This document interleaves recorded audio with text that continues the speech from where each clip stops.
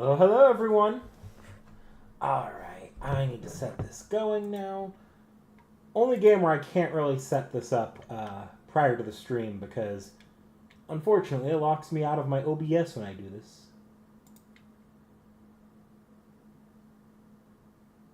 What? No. I don't want a Discord overlay right now. What's going on?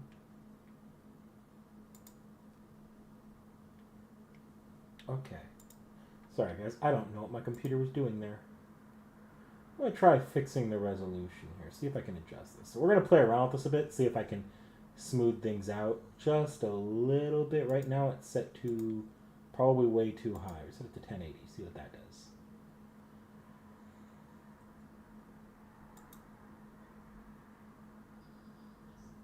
Maybe that'll fix the frame rate adjusting that. Because I do want to play around with this because we've had some pretty rough frame rates, at least on screen. I looked at it on stream. It's actually not that bad on stream. It's just when it's actually, like, it doesn't look that as bad to you guys as it is to me. Hey, Zero Herrera. I saw that the buff for JP got delayed today. I'm actually of the same mind. It's very possible that the entire thing is it's way too complicated that they needed to take extra time to delay it or delayed it. We'll see though. I mean, I'm sure it drops tonight too with the tomorrow's or today's buff. We'll see. Or maybe they just drop the next. Actually, there's no way to really know if they delayed it by a day, everything by a day, or if they only drop. If they drop only one, it could be it's delayed by a day, or it could be that we're just holding back on the other buff until it's ready. If this is rough, I'm gonna reset the app probably. Compendium.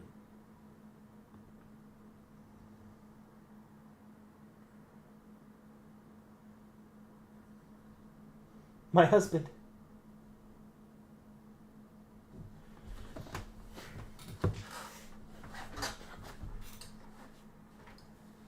Oh, or on and on it went. I've just awoken from a massive, terrible nightmare with a strange feeling that I was viewing it from the outside. But it felt real. Could what I saw actually have happened? I didn't recognize any of it. Still, I can't write it off as a dream. I mean, anything's possible as long as you're alive, right? They delayed it until the last day or a day later. Yeah, I'm excited because if it is for Yume Rin, that would be awesome.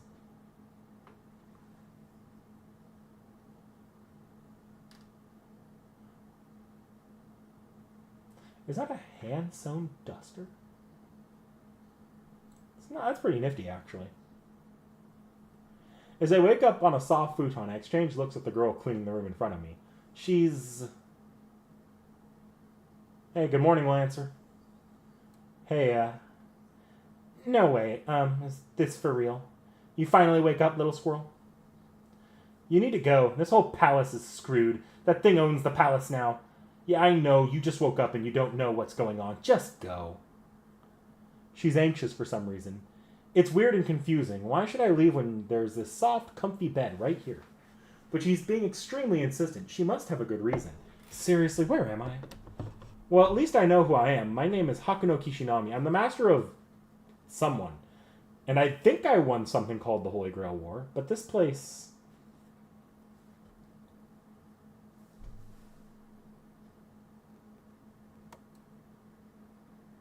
It's a city of flowers. For just a moment, I recall the profile of a single servant.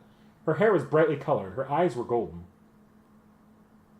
Oh, yeah, I know exactly what that is for. I'm on it. Sorry, I have to mute that because it's, let's say... Ooh. Okay, There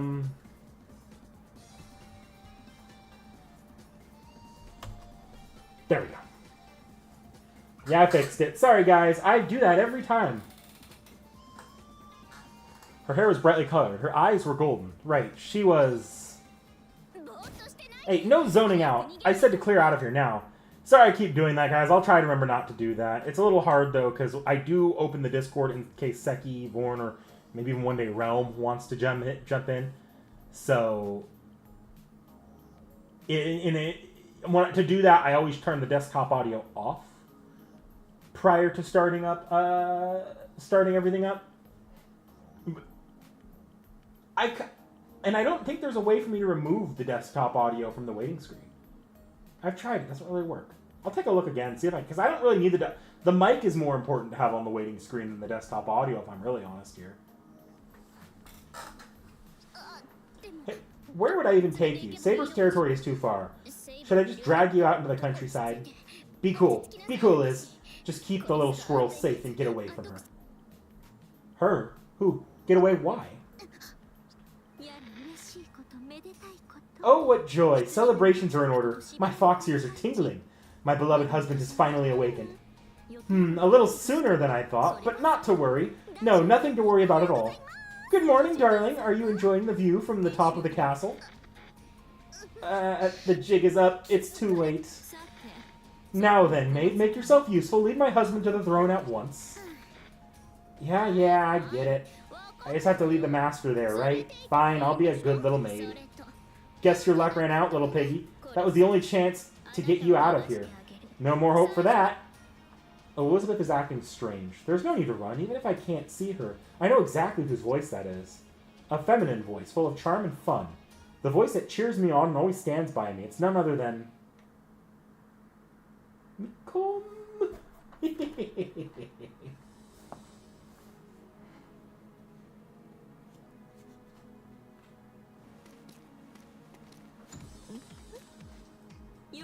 Oh, so nice of you to join us, human. You are as brave as you are foolish. And now you will pay the price for your audacity. You are but a speck of trash. Your very life is the dust in the wind to be blown away at my notoriously volatile whim. Are you truly the Mooncell's great conqueror, then? I expected you to at least make a fine meal, but you're barely an appetizer. The woman reclines in her throne that's unmistakably a bed. She gives the room a feeling of languid decadence, as if she should be smoking a pipe with her hand on her forehead. But all that aside... is this one of your fox games? I may be a fox. There's no game. Oh, come on. At least pretend to be scared.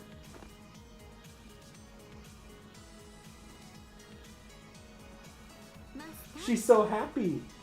My darling. You're finally up. You don't know how long you kept me waiting. I hope you're good and rested. Ye who are near behold and wonder, and ye who are afar hear and tremble.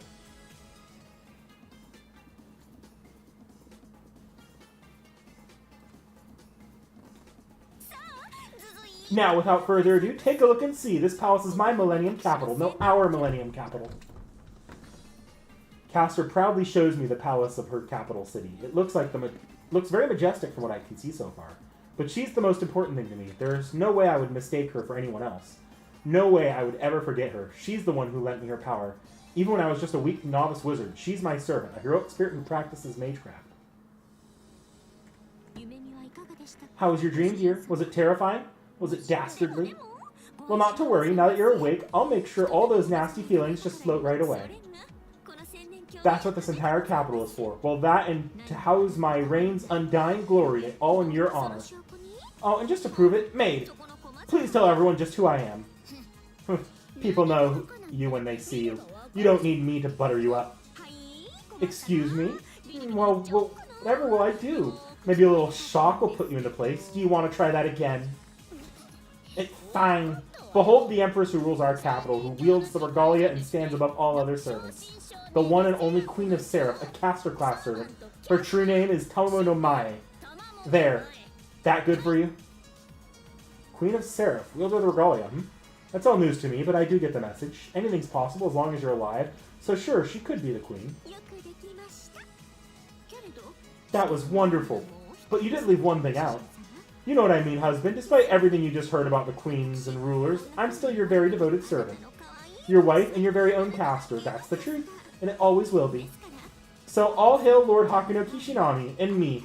I'm the loyal, loving queen. Nothing more, nothing less.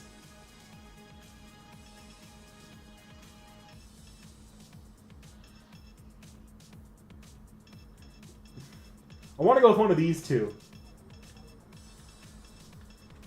Be sassy. Wait, when did we get married? Ah, our marriage is on the rocks already. No, you're just teasing me, aren't you? Sleepyhead. Fine, let me explain it again.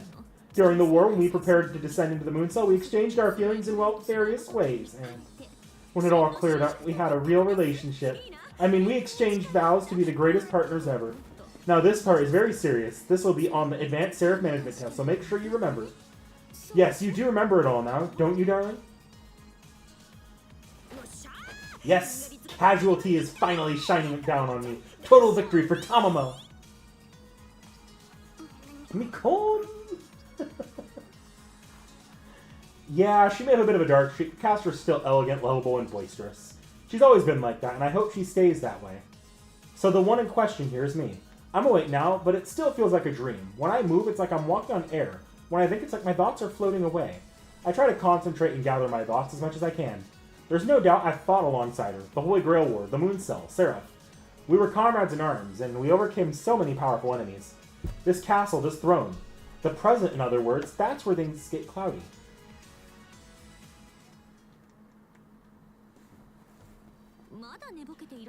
So you're still waking up? You were asleep for a good long while. I'm sure you'll feel better soon. Well, it's all very simple. We won the Holy Grail War and reached the room inside the Moon Cell core. There, you were named King of Seraph, and I was chosen as your one and only servant to stand by your side as queen. And...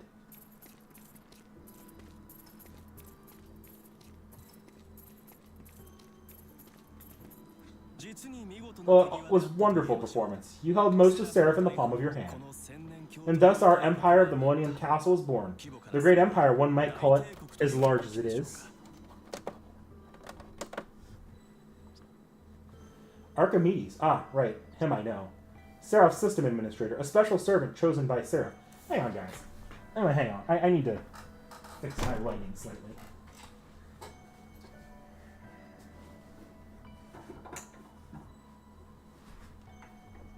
Like I said, slightly. I didn't even walk off camera.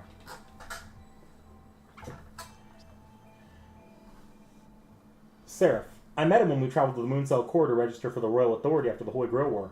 He was working as the registration assistant. I walked with him a ways, and then some kind of aberration appeared. Oh, so this Hakuno actually remembers the Moon Cell Core. That's interesting.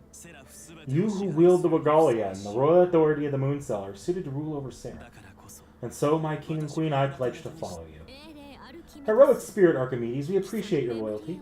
You returned the sleeping king to his castle. You've done great things for us since then, as well, but... how dare you interrupt us? If I weren't so busy celebrating the Master's awakening, I would have your tongue torn out and thrown to the pigs. Please forgive me my impotence. Your Majesty, but as the system admin, I cannot ignore a threat to Seraph.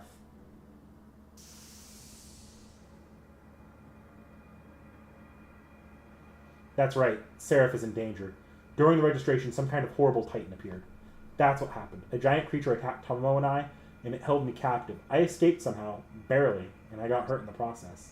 That must be how I lost consciousness. Anomalies are now spreading throughout Seraph. That creature that attacked the king and I is not only a threat. These anomalies must be investigated and resolved immediately. And who better than your majesties to perform the task? Sheesh, how dare you presume to tell us what we must do? I understand it's your job, but... oh. Hang on, guys.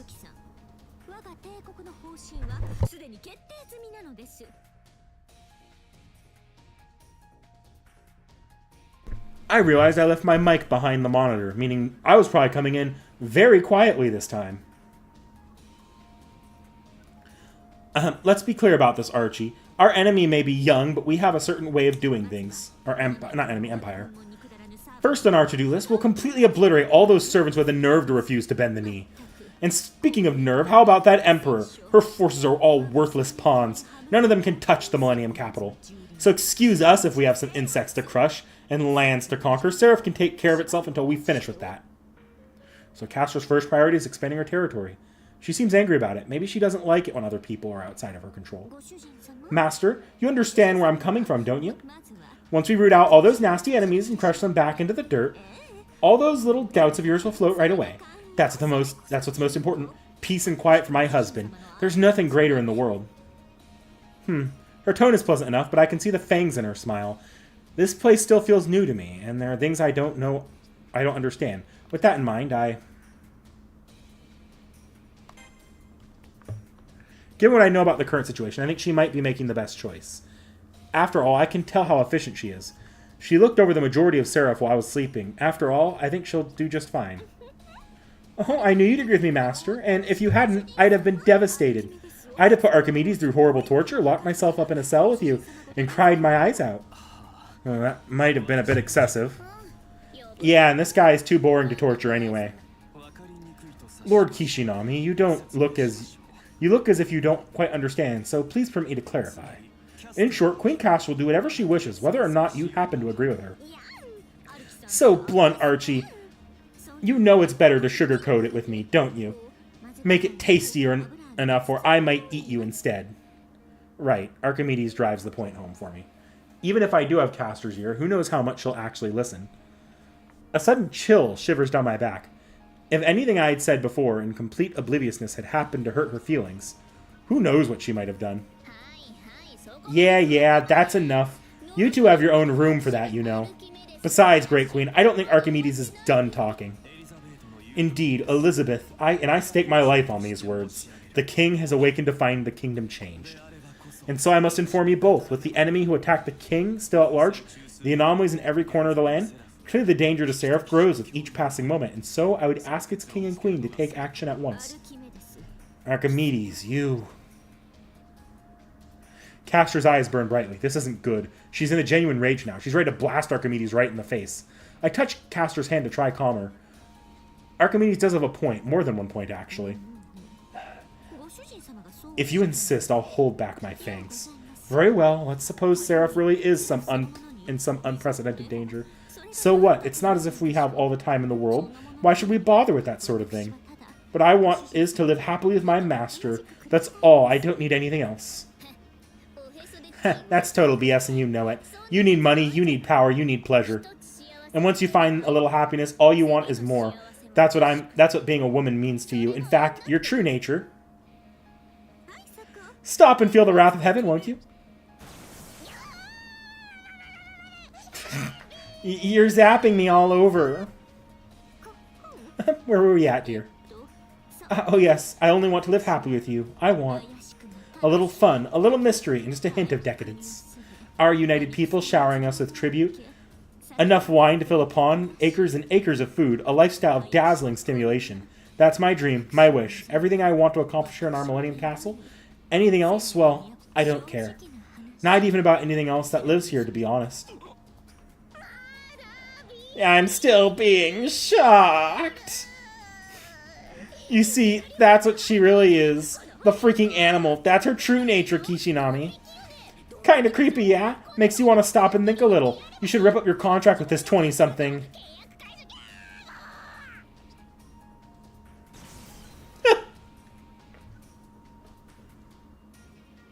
That's our Castor for you. No, I wouldn't say it's creepy. It's just Castor being Castor. Heavens me. She's already got you whipped. Why is she so surprised? Castor's always been a little weird, but it's just part of who she is. Nothing surprising about it, really. I wouldn't be fit to be her master if I saw it any other way. And if Castor slipped through a crack and fell right into hell, it would be my job to reach down and pull her back up. Master, you're so accepting of who I am. I almost renounce my evil ways for you. I see. If you refuse to act, then I cannot force you.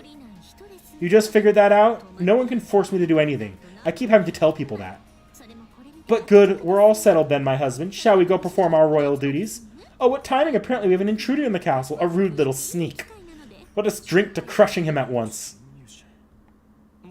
Yeah, her dodgy is showing a little bit here. Intruder? One of the Emperor's people?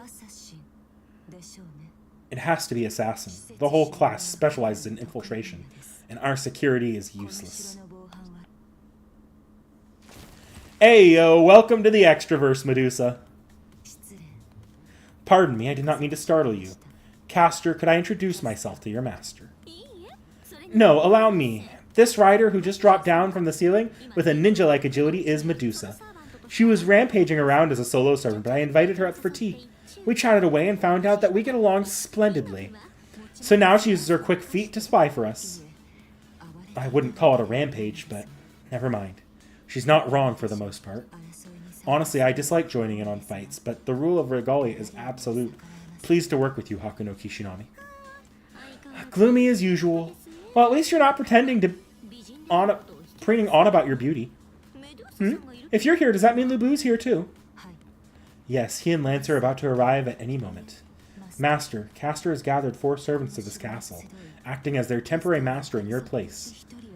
That includes me, that Lancer, and...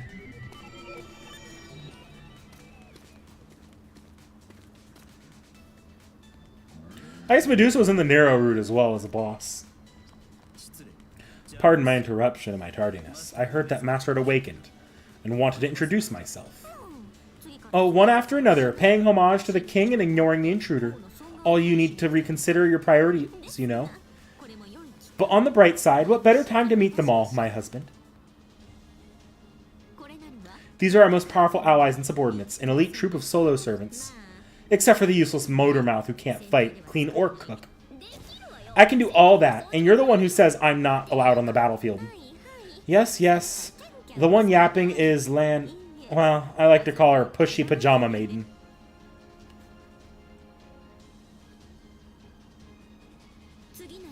Berserker, a living fortress who rampaged through the Mooncell Holy Grail War.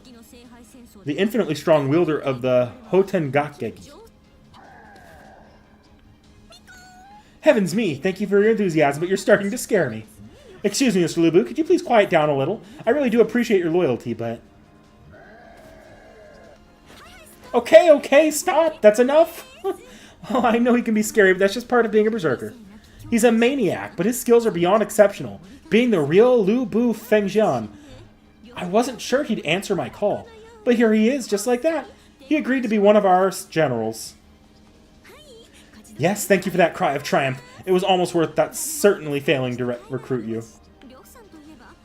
You might know him as the Tomomo Killer, since he can kill me in one hit even if I guard. But let's just be bygones be bygones. Oh my god. Tomomo, careful, the 4th wall is cracking under your weight.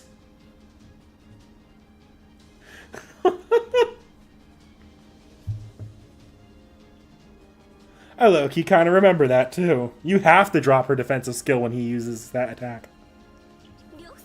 Now, Mr. Lubu is a true loyalist, but I can tell things from past experience.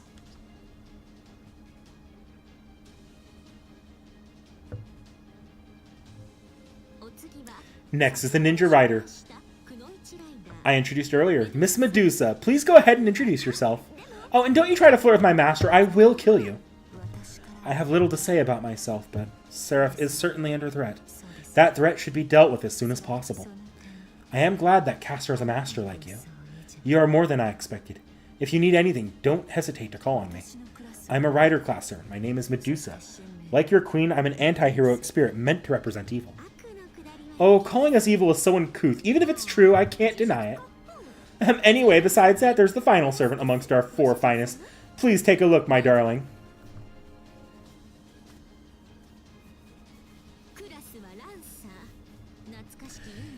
His class is Lancer. He carries himself with the proud heritage of ancient India. Some call him the hero of sun, and his name is... Mr. Karna! The Mr. Karna! I have to say the name again. Mr. Karna! Karna-san nano desu. Has any other empire ever held such a great hero? No, he's the strongest pillar in our whole military. You see, when I heard the Mooncell had summoned Mr. Karna, I gave him a passionate speech, and he gladly joined. We're both sun types, both loyalist types. He's drawn to my overflowing charisma. Oh, but don't worry, I'm all yours, dear.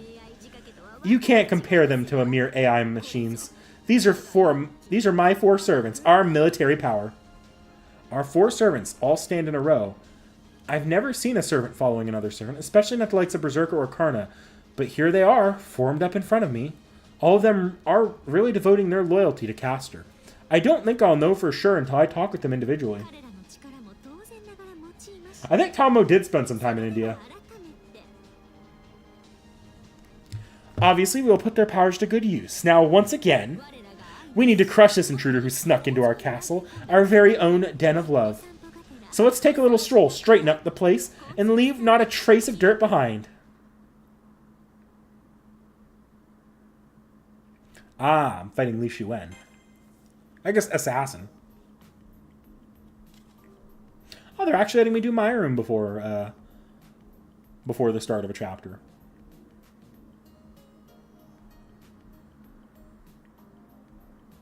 Jinako still being protected.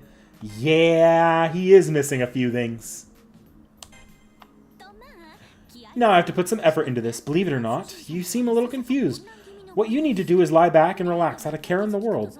As you might have guessed, my room is a temporary name in order to avoid regulations. Really, it's like a hot springs inn. I call it Tomo's Hidden Fox Bathhouse.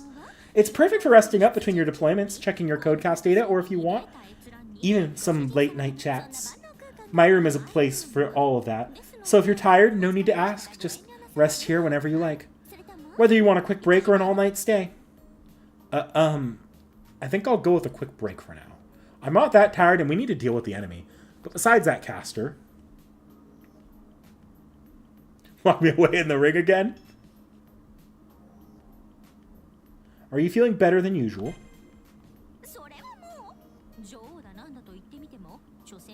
Ah, I picked wrong.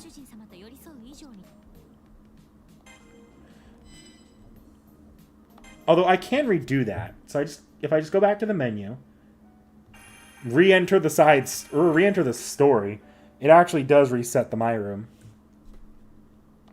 Learn that with Nero. No point letting a bond point go to waste.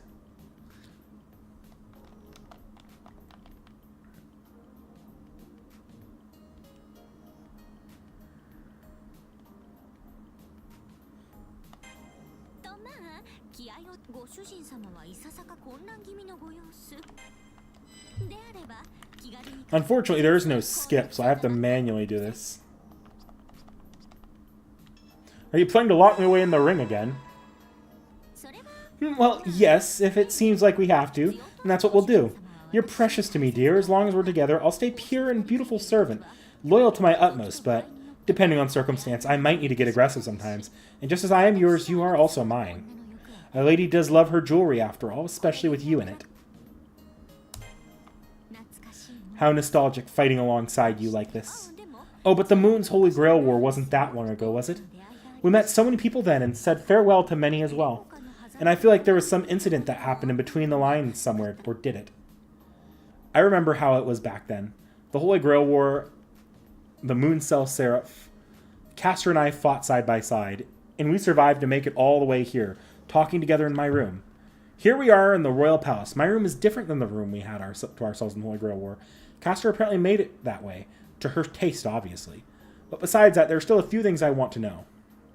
Oh.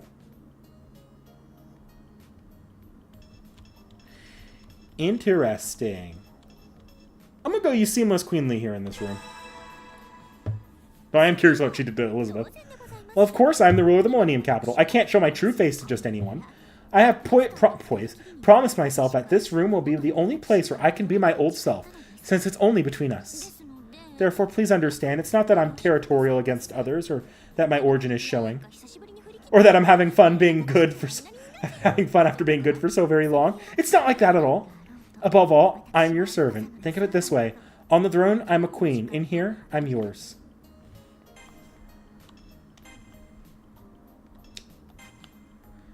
Tomomo asserting her dominance. Okay.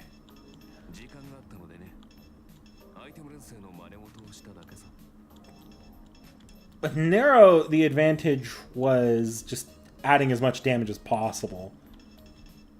That might still be the case.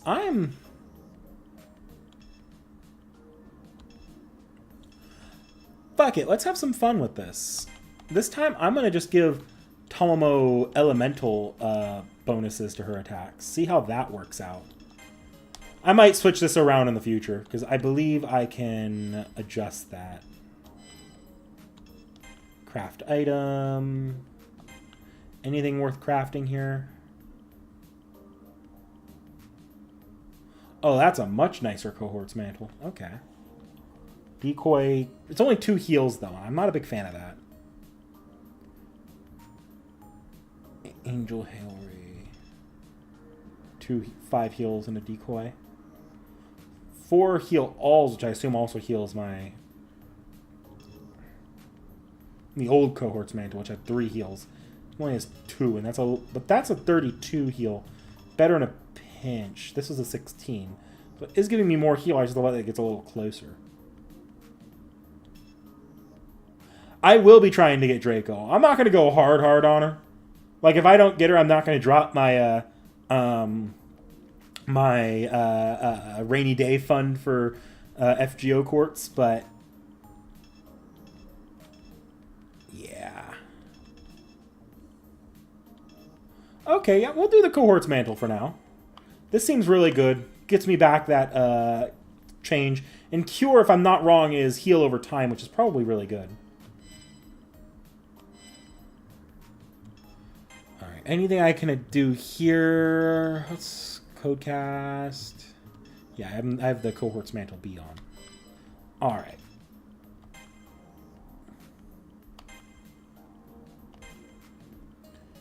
No, they're not leading us off with arena traps this time. That's good.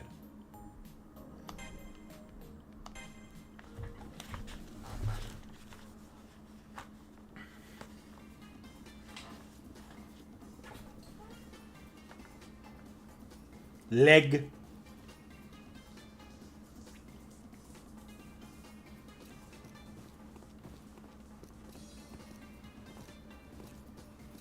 This is unexpected. I'd agreed to enter the battle, but I didn't think Castor had planned to rush right in on her own. I have to ask her to hold back. Castor is Castor. She shouldn't fight toe-to-toe. She's not that kind of servant. She should stay in the castle anyways. As the ruler, she should just send her servants into battle in her place. And she hasn't even mentioned the possibility of parleying with the enemy. She told me about the regalia on our way here. It's the royal authority of Seraph handed down by the moon cell. I don't mind it resting on Castor's hand. After all, nothing is impossible. But the enemy in a whole different position. How could someone retaliate against the sovereign of Seraph who owns the regalia? We should find out that out before we charge off into battle. Honey, are you serious when you say that? Oh, our very first date since you've woken up, and that's what comes out of your mouth? Tamamo is a little shocked. I'll be honest, you might say that I'm Tama mortified. She said Tama shock. Tama shock? Tama mortified. That's something, alright? When she gets excited, she's quick with a joke, but they're not always good ones. She should stop and take a breath. Now that I think about it, is she really thinking about conquering all of Seraph by force, by defeating all resistance? Is she right in the head? Are you questioning me to my face? I know I can sound foolish, but I have thought this through. Now apologize. I hope she's thought it through. I have more to say, but we should definitely withdraw to the throne room first. The enemy is an assassin servant. If we come into direct combat, she'll be at a disadvantage. As a master, her well-being is my responsibility. No, Hakuno, you're wrong. Casters have a class advantage to assassins. Learn your class triangles. Oh, master, so sharp, so mindful, so charming, but that's a different story. If you can't be reasonable about this, then I will have no other option than to, yes, force you to stay by my side. Oh, now then, right this way. What?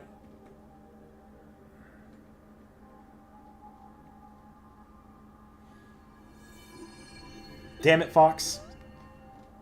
What is this? Can you hear me, Master? You're there, aren't you, inside my regalia?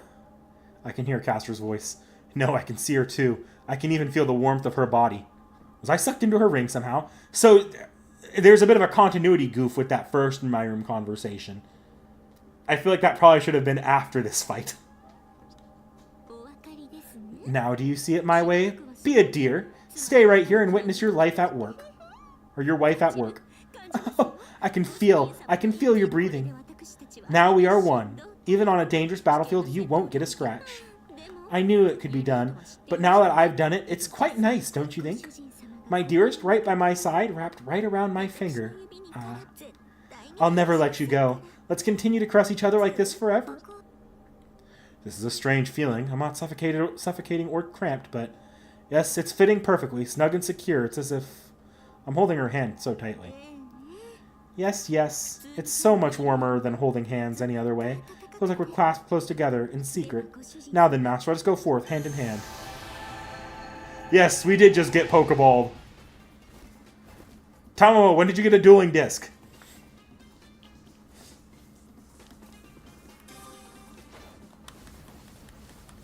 I could just Sonic roll. Tamamo. Oh my god, Tamamo, when did you become Sonic? Let's go! I didn't need that heal.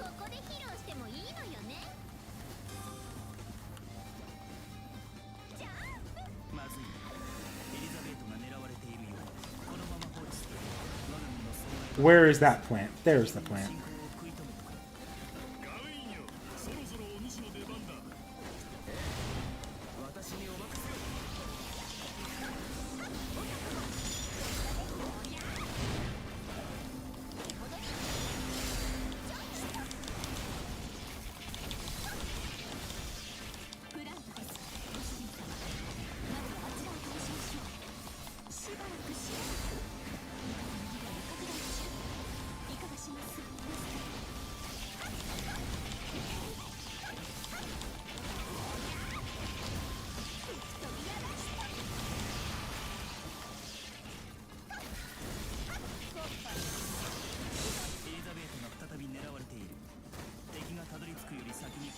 Okay.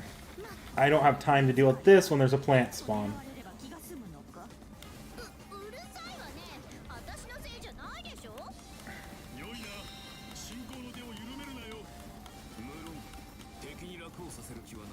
And there's an Emiya on the field too.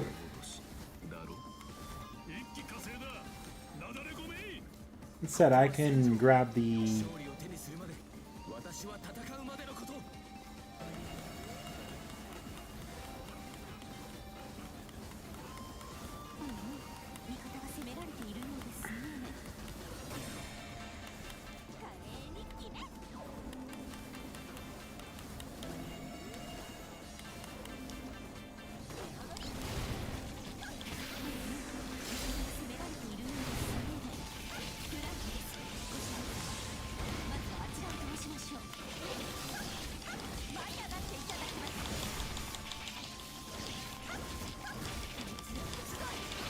I get the feeling with Tamamo, the combos are significantly more important. Alright. There's another plant or a servant that's advancing as well. So I need to go deal with them.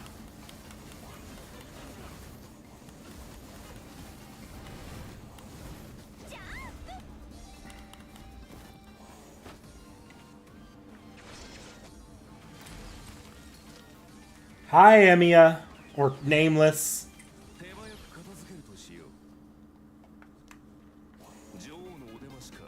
Look, you're not fooling anyone, buddy. Where are you? There you are.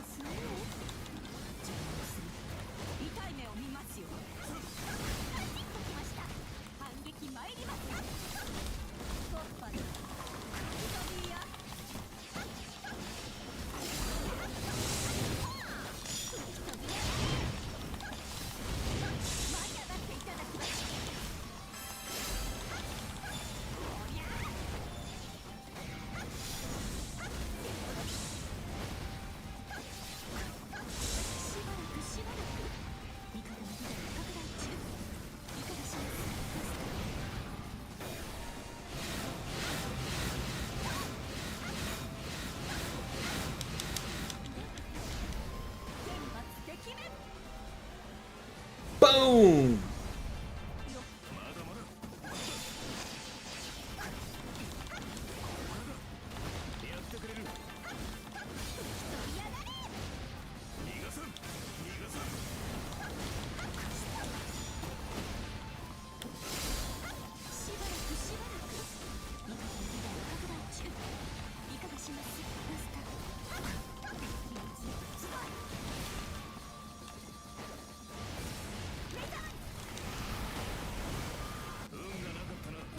Oh, that's sick.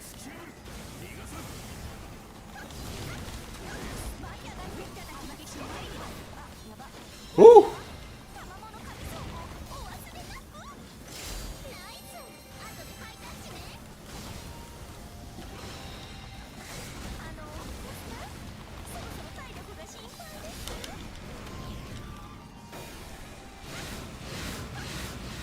I'm feeling Tamamo being a lot more squishy against servants. which is going to be interesting. And it matches up. Like, I'm not saying that's not on brand for Tomo.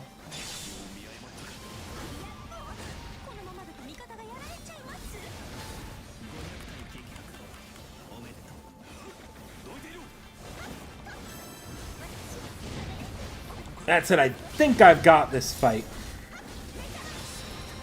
Gotcha. And there's a plant.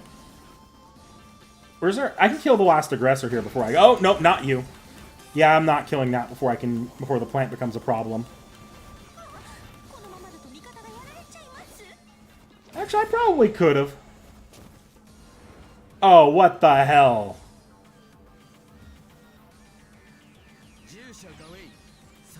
Son of a bitch.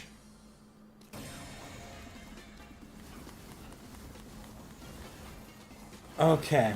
I'm going to go deal with that plant first. I'm going to be honest here. I'd rather have that plant dealt with, because it'll be bad if another plant respawns.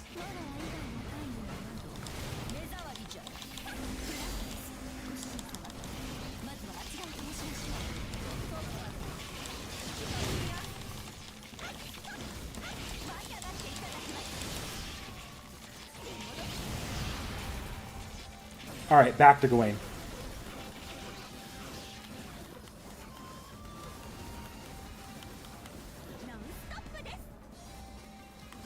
Alright, where are you at, Gawain? Ah, there you are.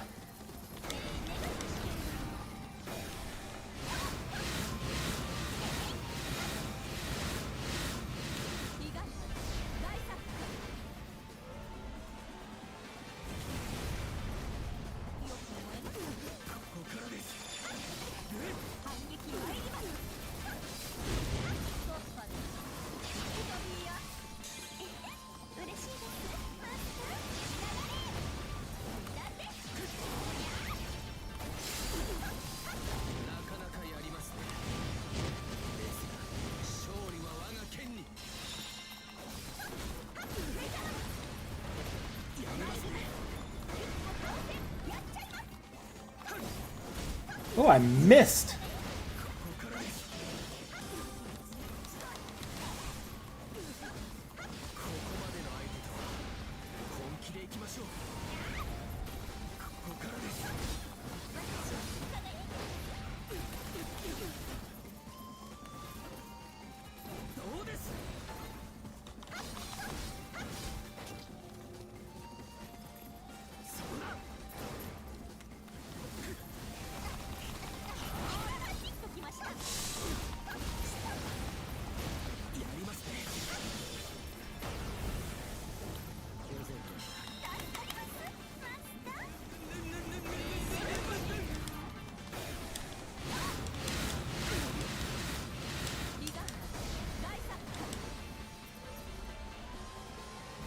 Eat shit.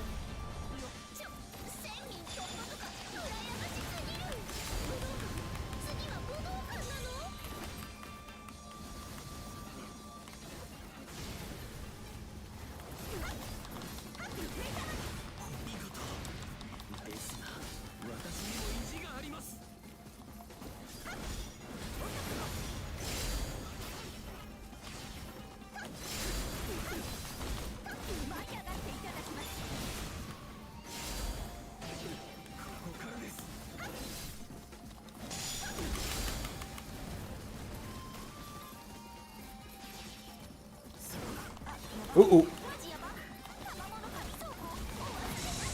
I'm glad I fixed the frame rate on my end a lot more, because this is actually playable.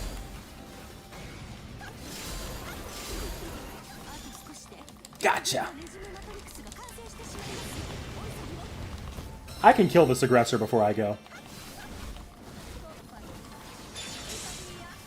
There we go. And I'm going to go grab that NP Matrix piece.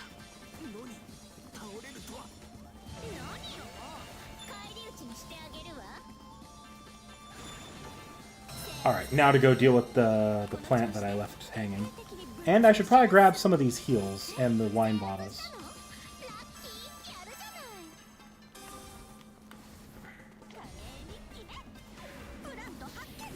Are we talking about Sunny D in the chat again? That was the most random-ass conversation we had yesterday. I loved it.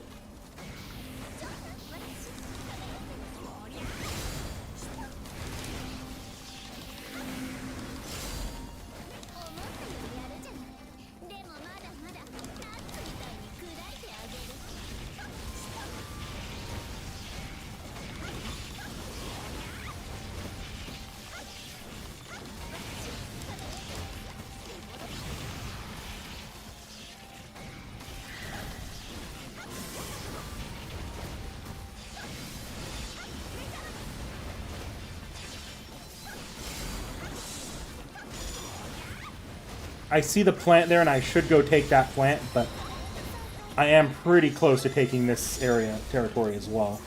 If I can get it before another plant spawns, I can have it. Or I can keep it. Alright, where's the...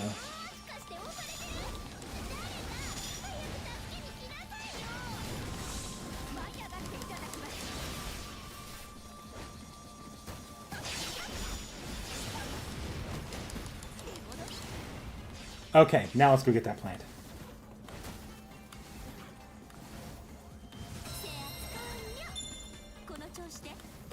This territory I'm just not going to touch. 4 aggressors, not worth keeping.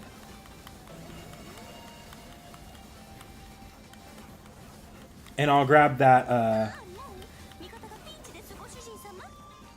Oh, I know where all of the Noble Phantasm pieces are. There's a plant here, but it's not on the move yet. The other one's on the move, and I need to get it before it takes the territory. Because I see the arrows indicating that it's moving, and it's going to take that territory. I don't need that heal. I'm going to leave it there. Where is the exit?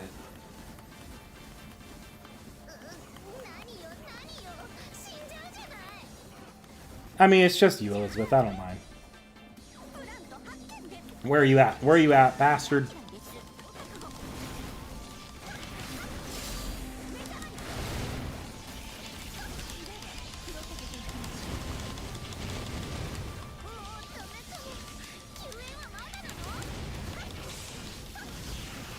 I think Elizabeth is dead. Cool. Look, I got rid of all the servants, and I've been going after the plants. I don't feel that bad. Let's go get that plant before it becomes a... Ah, it's right next door. I can wait till it actually starts being on the move. Well, no, there's too many things going on here. And for only 1 key point, it's not worth that. Fighting this one.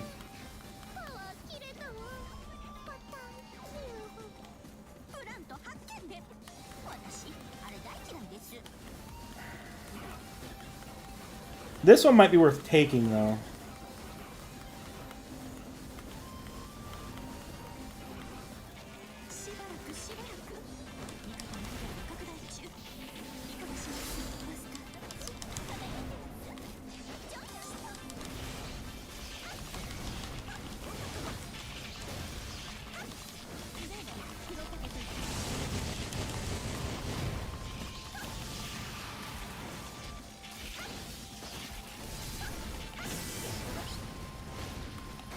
No plants out at the moment. Nope, there's a plant again. And it's on the move.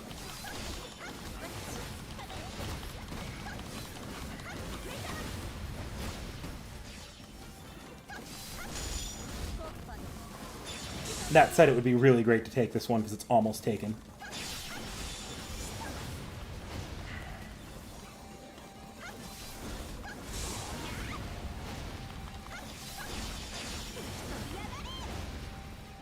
Hurry up.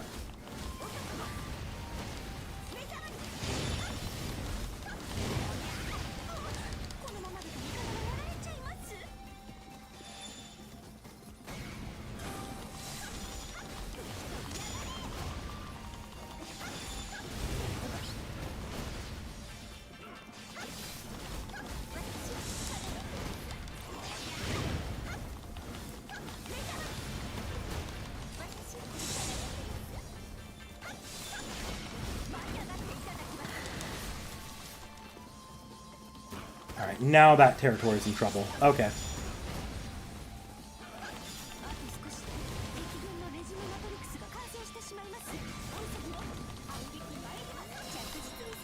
Alright, that saved the Matrix. I can go get that plant now.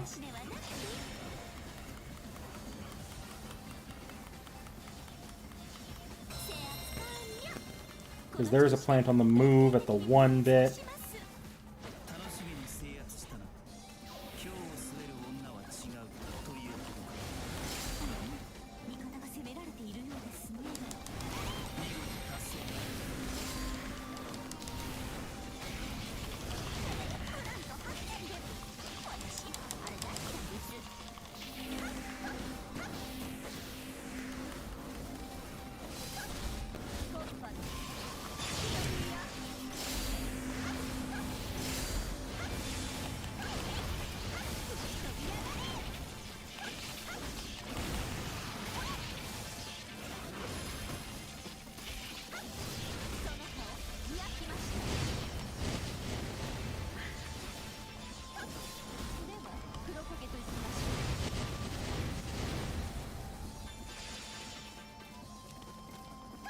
This one's still really not worth taking.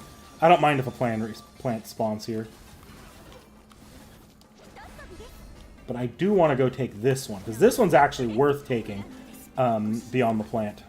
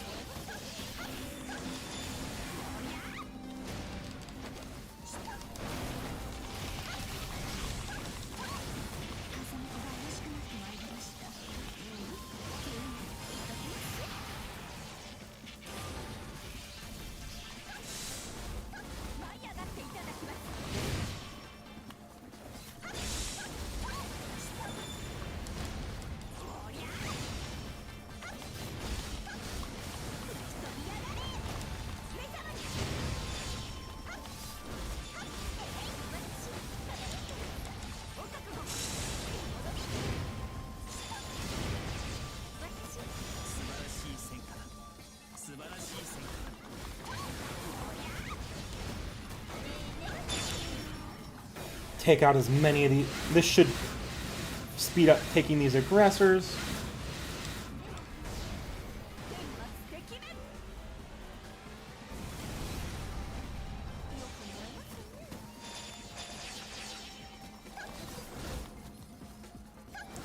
Alright, go stop that plant now.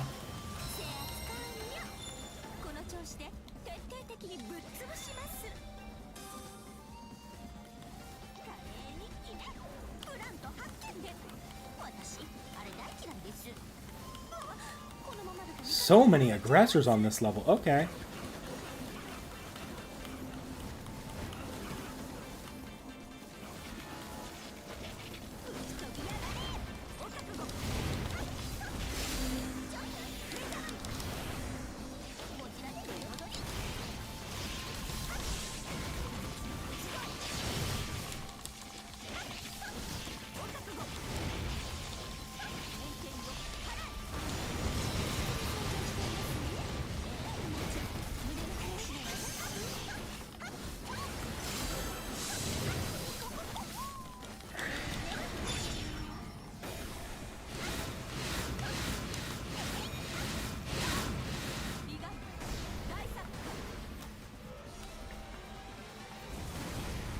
Yeah, I'm noticing that with Tommo, that doing the right combo strings is a lot more useful with her than it was with Neuro. Alright. I need to go stop that plant immediately. That plant is actually going to fuck me over if it takes. Much as I want to stick around and take this one, I need to go stop it from taking that 4.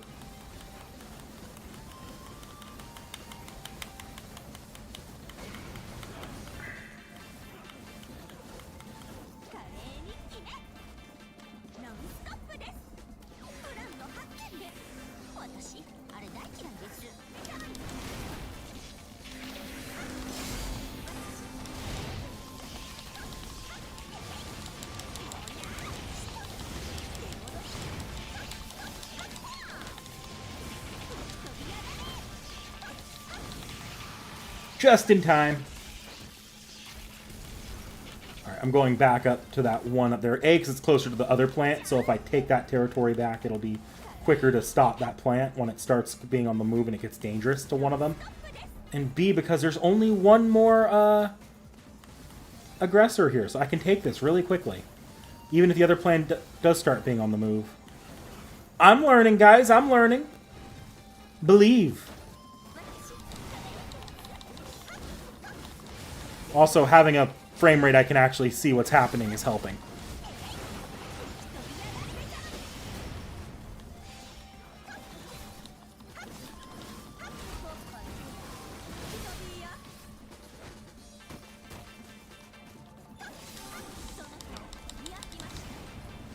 This is my favorite combo. Of course, it helps not to do it right into a rock. Alright, that should capture this.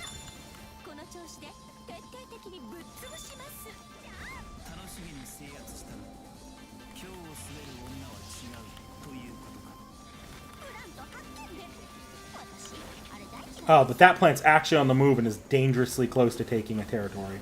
Okay. It's going to take a little bit extra, but I do want to take a bit of a roundabout way to get there. Because I'm probably going to be dealing with the boss here relatively soon.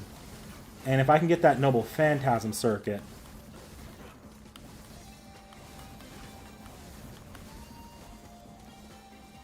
Where's the Noble Phantasm Circuit? Oh, there it is. Okay. Back to plant. Back to gardening.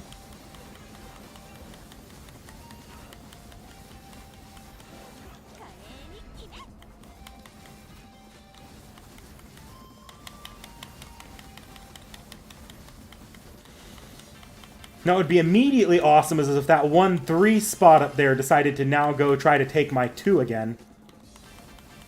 Which I have a feeling it will. Because the other territories nearby aren't either going to take longer or not that easy to get.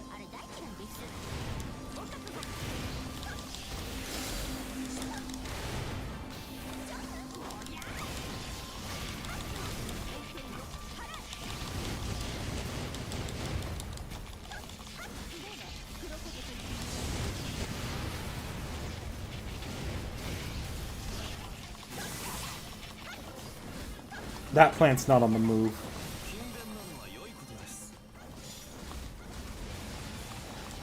I would like to make this a little easier to capture because it's still in a really good spot, strategic spot. I'm even starting to understand the tactics of this time around. I don't know what clicked.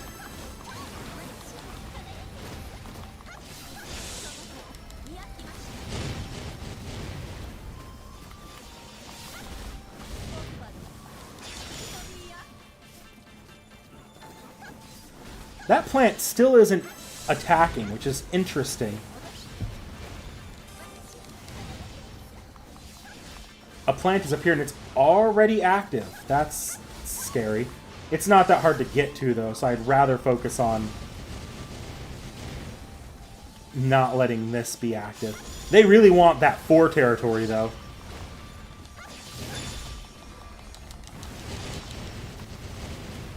But I would like to take this off the table just because it's the closest to the 4.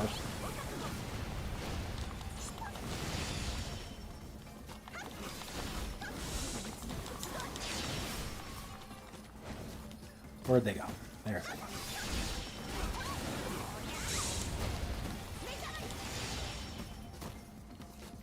Yeah, you're dead.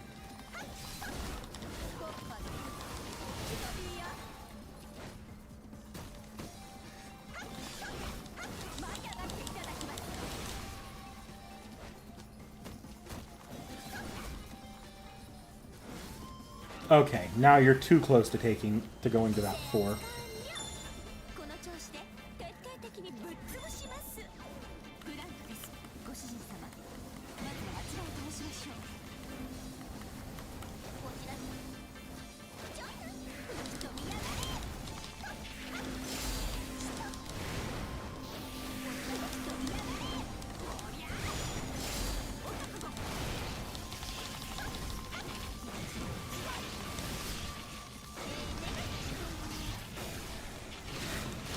This is actually worth doing because all the aggressors are on the field right now.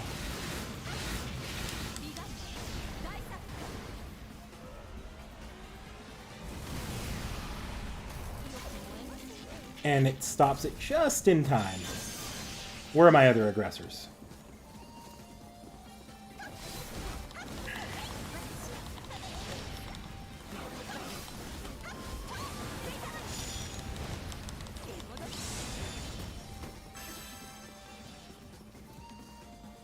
You're all the way out here. Okay.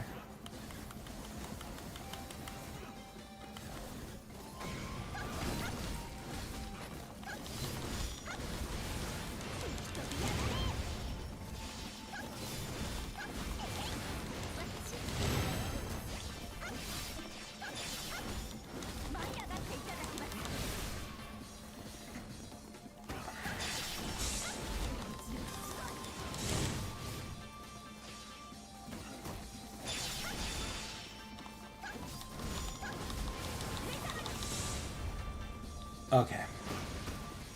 That one's actually got a ways to go, so I'm going to take a detour. Even though it's in the middle of attacking. Because the next Matrix I get is going to be the last one.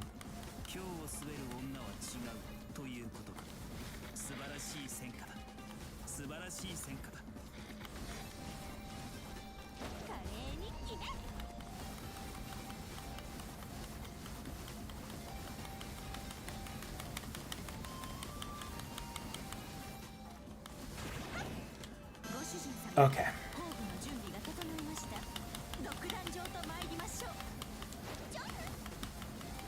One thing Nero has on Tomo for sure is the movement speed. I'm definitely feeling the slower movement speed here.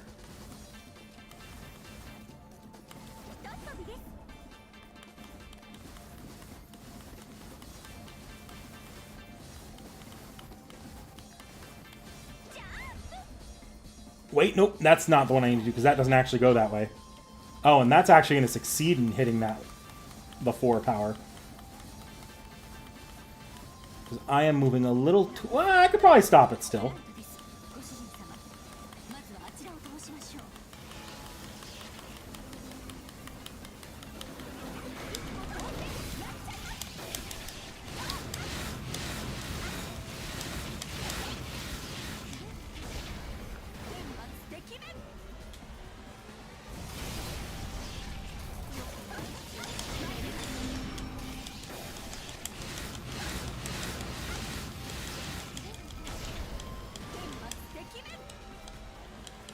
Stay dead. There we go. Need to get that as quickly as I could.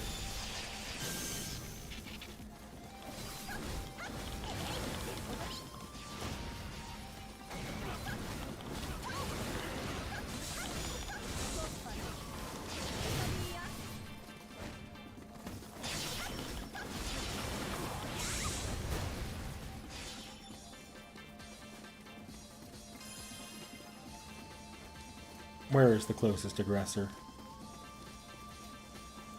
Enough enemies around the field is starting to get... Okay.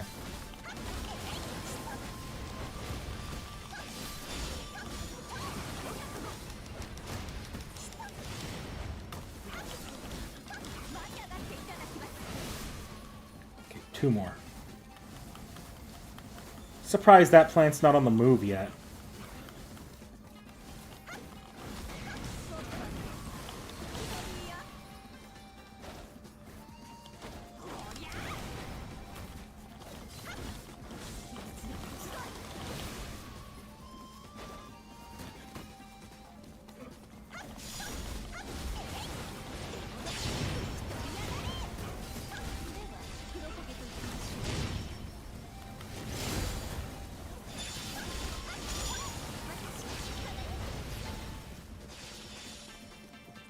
One more.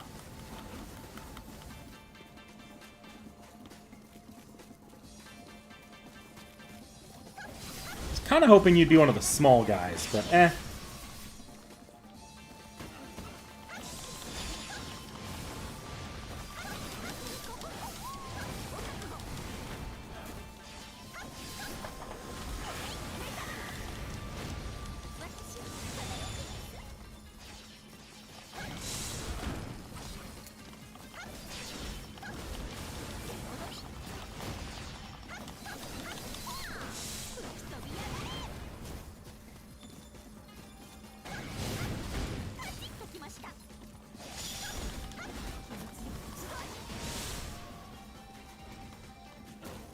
Powerful spell, but I don't know where it lands. It's harder to combo with. Okay. See if I can take that last one before I deal with whatever servant's about to spawn.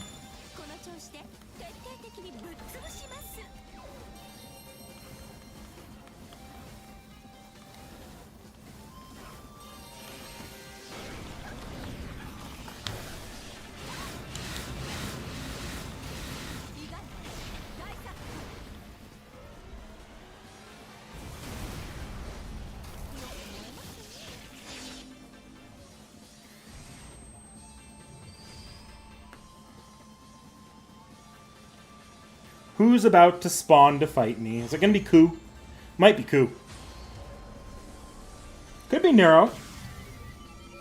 Lisha. Oh yeah, I forgot he was involved in this chapter.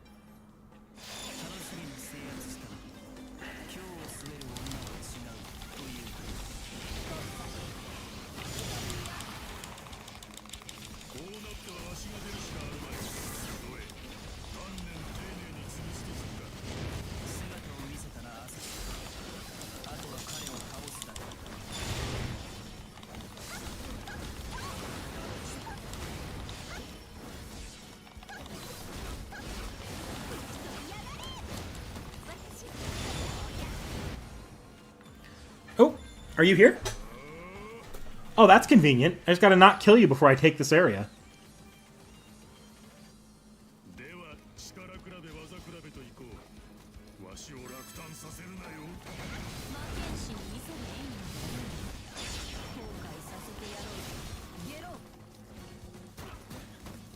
Boop.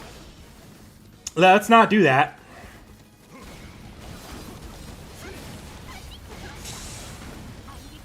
Okay, yeah, this is going to be a little bit more of a problem than I thought it was.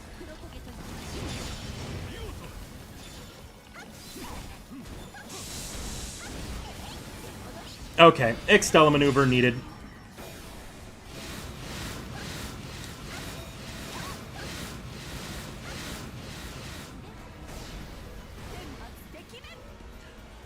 I've got enough supers where I'll deal with the boss in a second.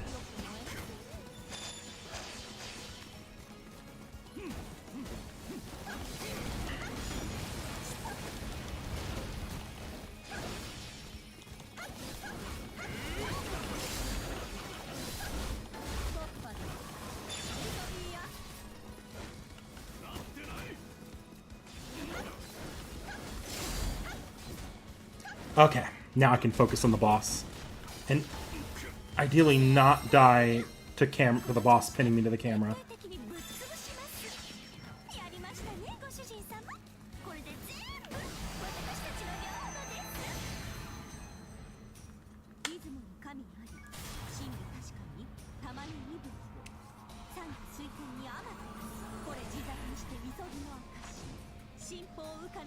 Have a good one, Zero Herrera.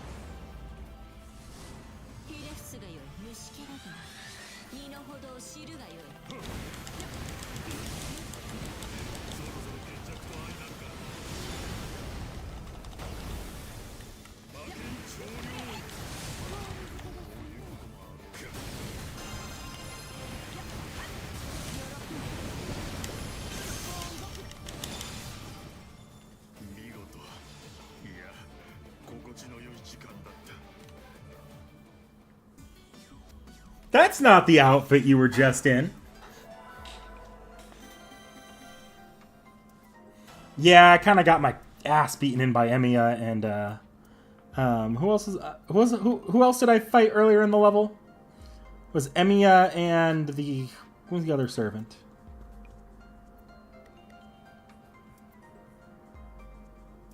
I fought someone else. I don't remember who it was off the top of my head.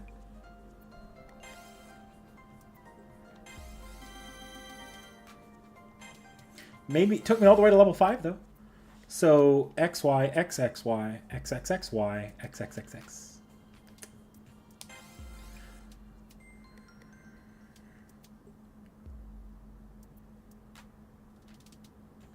All right.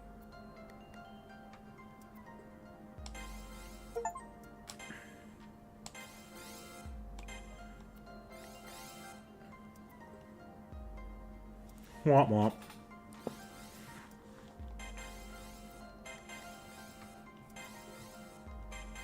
Did I really not perform 5 Xtella maneuvers? I guess I was holding on to them pretty badly this time, but... Gawain, that's right. I don't know what you were howling about, but in the end you were nothing but swine. Thus an insolent assassin falls, and peace reigns over the Empire. What a beautiful ending. Did you witness it from within, my love? My power? I witnessed every moment of it. A physically fragile caster single-handedly fought an assassin and won. No wonder they say the Regalia rules over Seraph. Its power is no joke. No, don't misunderstand. This is our power, yours and mine. If we stay together, we have nothing to fear. Now please, go on touching me, master. Wrap yourself around me some more. Deeper and hotter, as if you're going to melt. Or if you want, you can tie me up with some straw rope. Tie up caster? I don't know if I could do that, but sometimes I might have to. When I synced up with the Regalia, on top of being locked away, I could actually feel wrapping around Caster with my own consciousness. We really were as one. The more I think of wanting to protect her, the more defensive power increases. Oh, you're kind as usual, my beloved.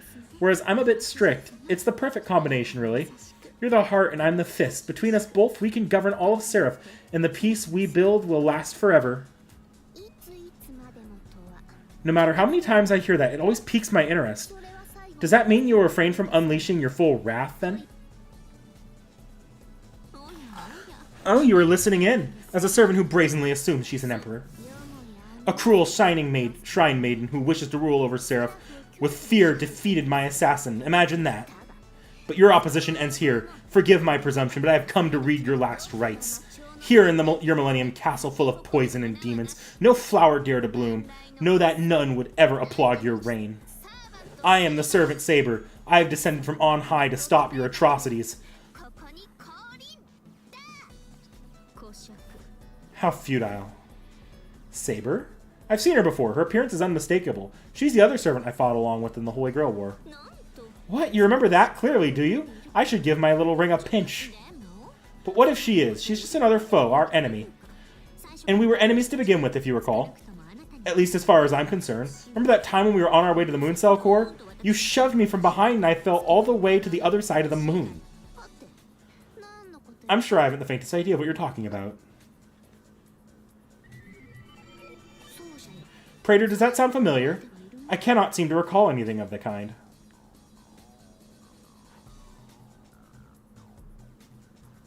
Yes, she is wrapped around the servant's finger.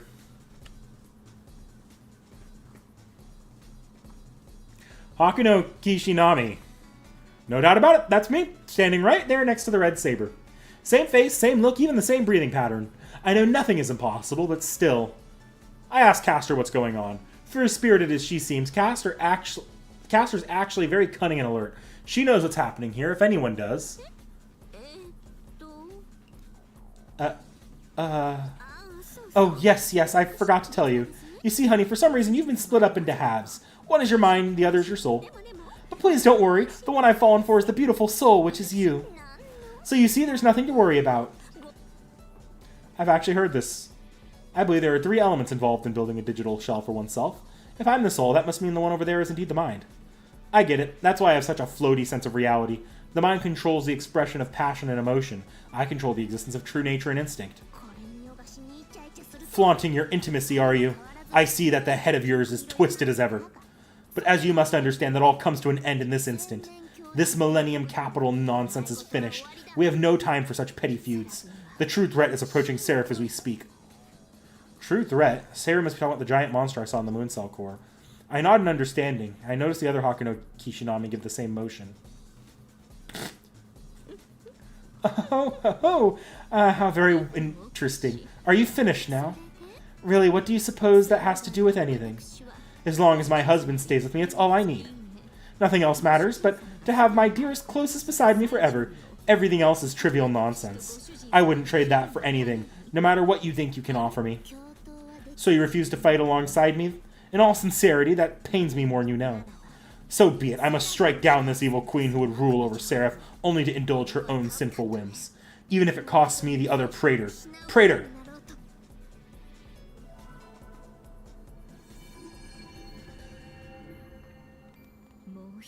The other Regalia. So you've got the other one, Saber. Then I won't hesitate to use my full power. My husband. Now, Mooncell, if you would acknowledge our royal authority, then come. Deliver your power to the Queen of the Moon.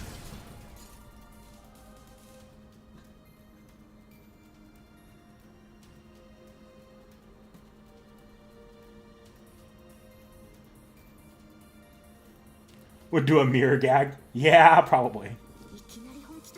You would summon your full strength? Then I shall do the same. Defend yourself.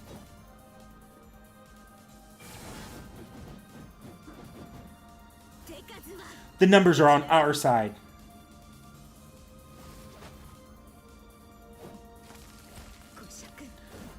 From a bold, linear motion, too. A fierce attack based on pinpoint movement. I praise your defense, caster. I had expected to best you easily face to face. It seems I underestimated you. I could have easily pressured you further, of course, and in the end you would have fallen had I willed it so. However, crushing you with the full measure of my strength after that struggle with Assassin left you exhausted. It would be so very dull, and it would tarnish my good name besides. I will leave you for now, caster, but know this. When we next meet, we shall settle every one of our differences for good and all.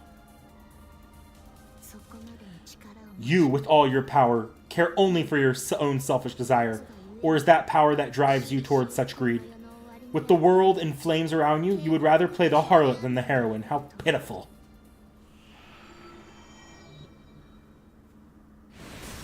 Yeah, 6 years, yeah. In fairness, it's basically a full console generation leap, not accounting for the fact that this is an HD remaster of a PS Vita game. Selfish. Desires. Yes, that's right. I will seize these lands for the one I love. I will rule them all, enjoy their finest delights, and what's wrong with any of that? No BB, however, where is BB? Dead at this point in the timeline, if she was around to begin with at all. Heavens me. My apologies, dearest. I know we've just returned to the castle, but I'll be going ahead to the sleeping area, my room. I spent more mana than I had thought, and now I'm terribly drowsy and... Oh, you can join me, love, or if you're still groggy, please make yourself comfortable on this nice, relaxing throne. The castle, the throne, every atom in the air, it all belongs to you. Well, to you and I both. So please enjoy and relax to your heart's content. If you need anything, please let me, the maid, know. I would love to treat you to a wondrous feast, but as queen, I'm kind of busy. Oh, I let the maid handle all the minor details. Please use her to your liking. Now then, if you'll excuse me, I'll be nodding off.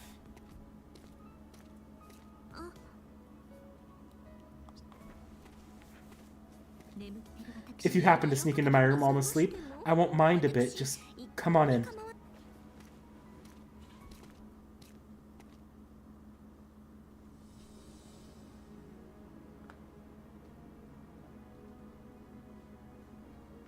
The castle, the throne, and everything else here belongs to me.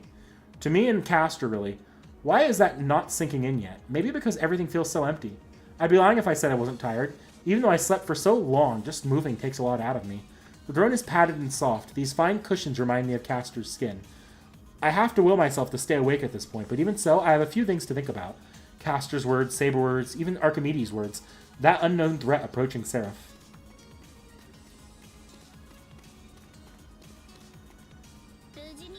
Well, great. You made it back in one piece.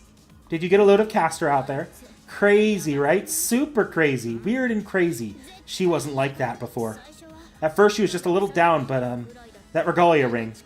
Once she turned that thing on, she went full tyrant. And that's how she is now. Anyone who goes against her ends up like this. Look, believe me when I say you're heading down a dead end here, and no good's gonna come of it. So, little squirrel, if you and I were to bring her down... I understand what Elizabeth is trying to say. I even understand where she's coming from. The situation isn't good for Castor, and she'll be in danger if she stays like this. It's true. I've known it ever since we reunited on the throne. But that's neither here nor there. I don't want to stop Castor or deny her anything. I want to let her do what she wants right now. Are you serious? You're just going to let her do her thing? You remember how she was going to handle you in Archimedes. Yeah, she said you. She has a point. But Castor must have a good reason for acting this way. What if she doesn't? No, what if she does and she's hiding it from you? That's not possible. Castor always explains everything thoroughly, no matter what. If she ever held anything back, she wouldn't be the Castor I know. If that time ever comes, I will have to fulfill my responsibility as her master. You really believe in her that much, because you know what that means, right? Let's say if some situation occurred that broke the contract between a servant and master. If you messed up. I know, that's why I have to fulfill my responsibility. Castor's sin is my sin. If she disappears, that'll be cause for me to disappear as well. You must be an idiot. You know you totally believe in her more than she does. You are one determined little squirrel. Besides, I'm a little... No, never mind. Don't worry about it. If you're so stuck on her, you go ahead and do whatever. But don't come crying to me later.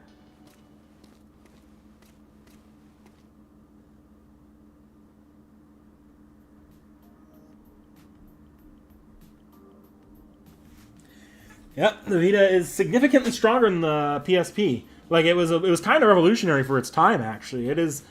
It approaches. I think it was at PS2 or is it approaching? It was approaching either PS2 or low end PS3. I think. Either way, Vita was really ahead of its time. The problem was it was just too ahead of its time. It was too expensive to develop for, and developers really didn't support it because it didn't have the sales to support that kind of development. Had a decent enough install base of Japanese games, though, because Japanese games were... because in Japan, handheld consoles were a lot more valued than they are in the West. Great work on our mission. Now you go ahead and take a nice long rest. Time for a little quality time in Tomo's room. Heavens me, I'll heal you. I'll heal your battle fatigue in a snap. No, there's no trick to it, aside from just being here in this room. Just relaxing and talking will naturally heal you, physically and mentally. This room was made just for that.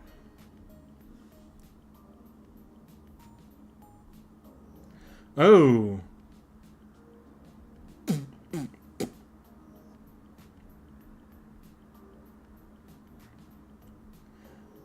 Saber is the... Archimedes or Saber? I don't know. Saber's her rival, so she might feel more passionate about that. I'll just revert, because it's the first conversation I can reverse if she doesn't like the answer. I'll say Archimedes first. Yeah. I don't know a thing about Archimedes right now. My memories are so scattershot, I'm not sure if I ever knew anything about him before, so I'd like to get Castor's take on him. Mr. Archimedes, he's, let's see. He's certainly acting like a loyal servant. He might be hiding something or other, but we can't let him hold on to that for the time being. I'll say this much. He definitely knows more about than we do, especially when it comes to the regalia. Which means if I can get all that out of him, I can do what I please with him afterwards. But we can do that little by little, no need for gimmicks. We can do what we want, and the sky's the limit. Of course, I'll make sure nothing ever happens to you along the way. And if Archimedes does turn out to be less benign than he seems, I'm already well prepared to swallow him whole. So please don't worry, no matter who we're up against, I'll smack him down in 2 shakes of a foxtail. Oh. Okay, exit and re-enter just so I can actually get that bond point. True. I didn't even notice that Heaven's Me was substituting out Mikone because I didn't listen for the but that's interesting. It's an interesting localization choice. How strong do you think Saber is? Saber, you say? Oh, she's strong, I'd say. She's definitely made an impression in the Holy Grail War. But what does that have to do with anything? I have the regalia and the shining, gorgeous soul of my master beside me. As long as I have both of those things, I have nothing to fear from her. Not that I'd lower my guard, mind you, but let's keep her in perspective. If Saber is our greatest enemy, we might be able to talk things out with her and combine our influence. I wonder what Castor thinks of that. Are you asking me to play nice with a traitor? Hold it right there, darling. Are you saying you're not satisfied with me alone? That's not it at all. I just wanted to avoid unnecessary conflict. Why am I not surprised, dear? Your looks are as perfect as your heart is generous, but to be so forgiving, even of treason, but there's something about that I can't stand. Something about treason, I mean, not about you. Either way, you've only made me more upset. If you show me any more pity than this traitor, I'd be so furious. I don't even know.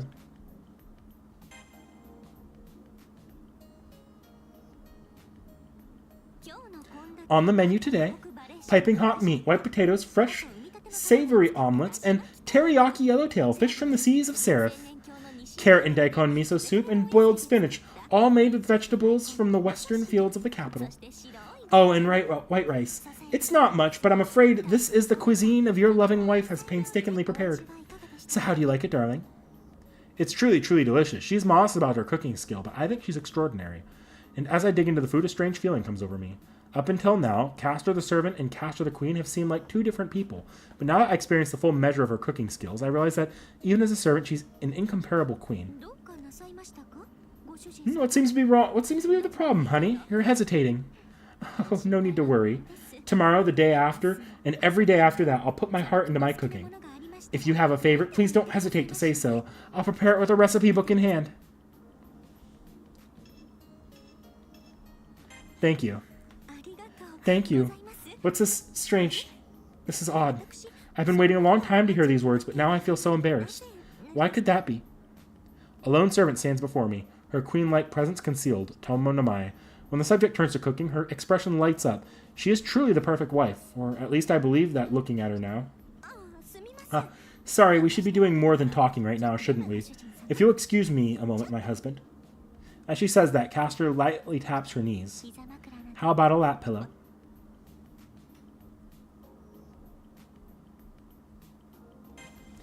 Okay. Insta skills, revenue slot. I do not. But also, I kind of want to switch out. I feel like we could be doing... we could benefit from something else.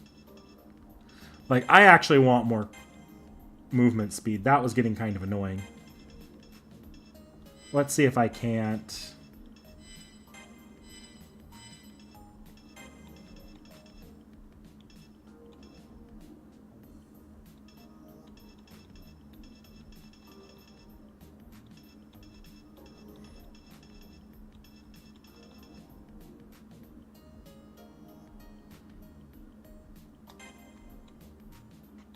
That's actually kind of useful for Tomo, because I'd actually think having extra means of getting faster damage out just seems a lot more useful. Or getting just getting kills out. I don't know what those elemental attacks are helping that much, because most of her damage was coming from the spells, not the normal attacks. And the Extella mover consistently would be great too.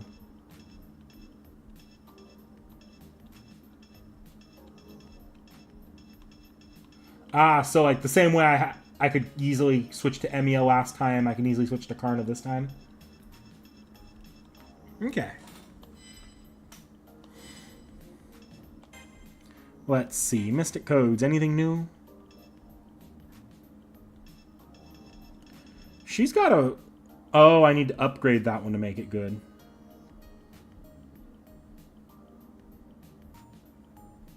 I wonder what the upgrade... How you get the upgrade parts.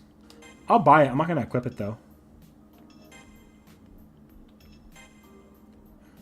Oh. That had resist poison when I bought it. Hang on. Sanitize Angel Theory? Yeah. Resist poison. Okay. That's actually kind of useful if there's an arena trap.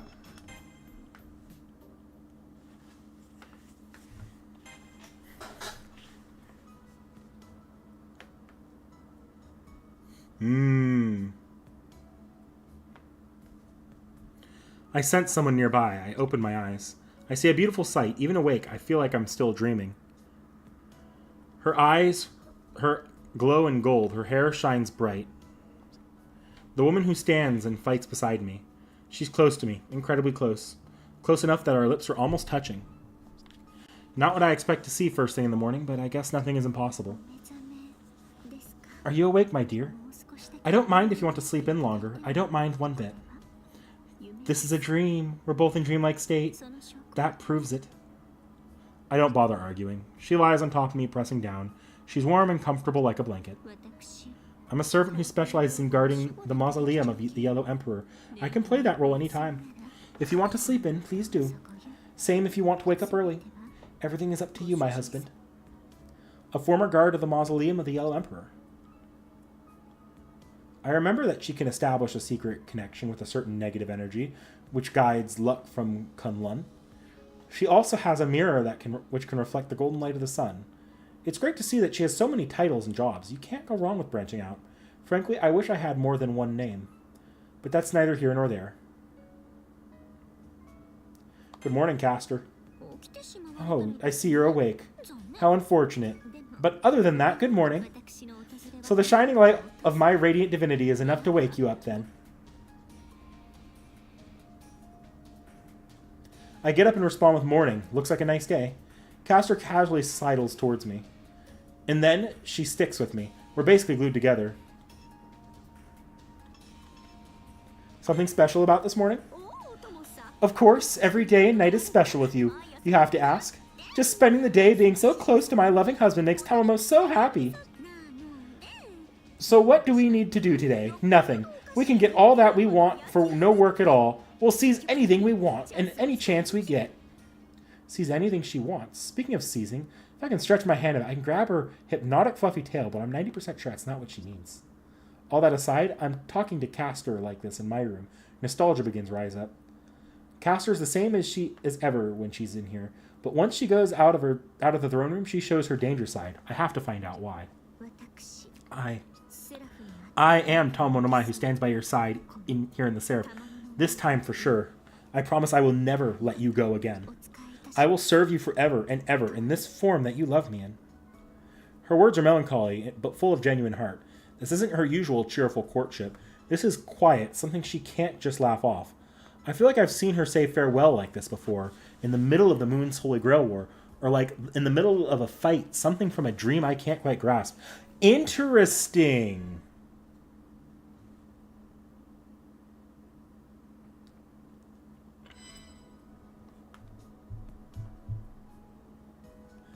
In the middle of the Moon's Holy Grail War. Is that a reference to the Tomomo departure scene from the CCC True ending? It can't be, but that's interesting. Because I don't think there is a farewell scene like that in the original extra. And if it's not in the middle, at the end maybe. The middle, no.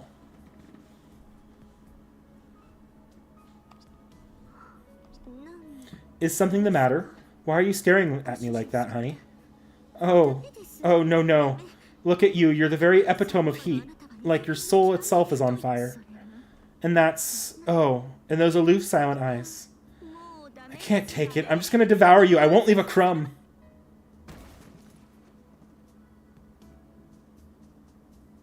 Huh? I was just looking at her. I didn't mean anything by that.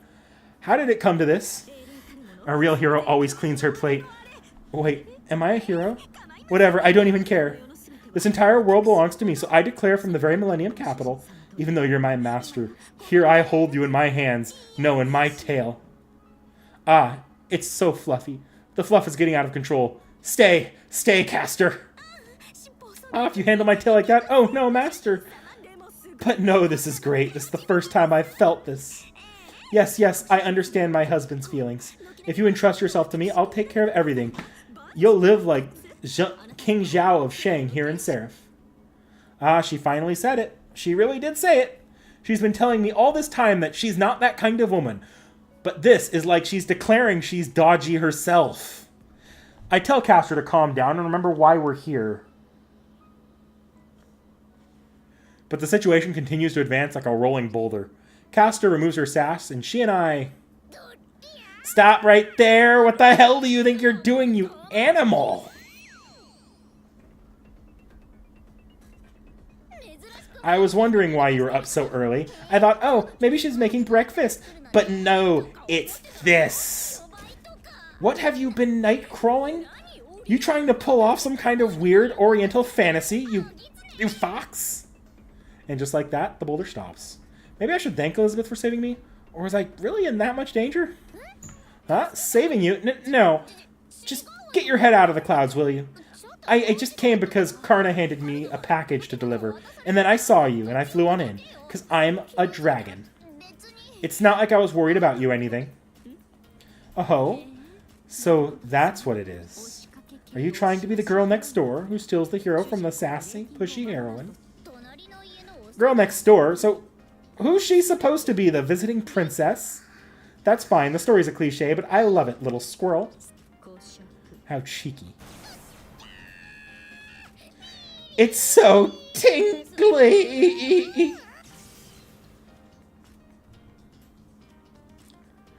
That sort of shock looks like the effect of an attack.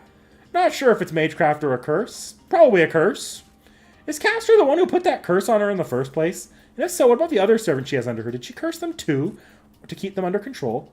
Well, I understand where she's coming from. It's heartless, but it does keep her in control. Still, that shock did seem pretty drastic. I hope Elizabeth's okay. Damn it, am I dead? I thought I died. Good thing I'm a demi-dragon or I'd definitely be super dead right now. But hey, I think she jolted the fat right out of my stomach. Keep that up and I'll look great in no time. Okay, looks like there's no need to worry. Castor might have been a little heavy-handed, but Elizabeth's sheer determination can't be stopped. Demi-dragon, is it? If you're so insolent against electricity, you're more like an electric eel. Call yourself one of those from now on. And aren't you going to thank me for this healthy discipline? A maid cheekily mouthing off to a queen. Don't you think I'm done with you You don't think I'm done with you yet, do you? If you're used to electricity, then the next step is fire. Should I roast you into a burnt little newt right here?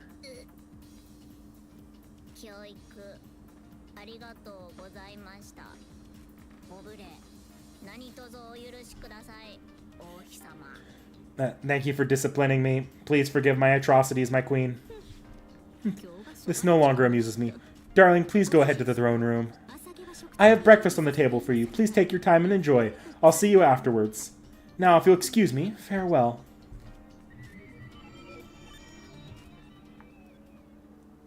Sarcastic apology.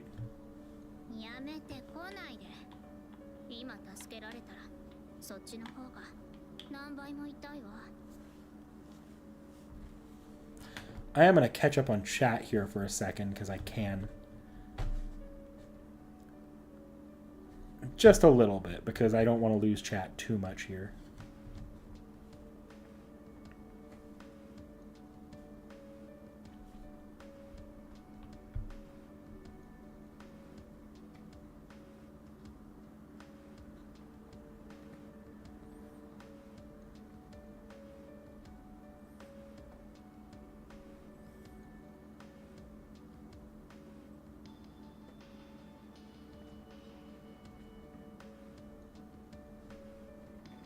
Pika Pika?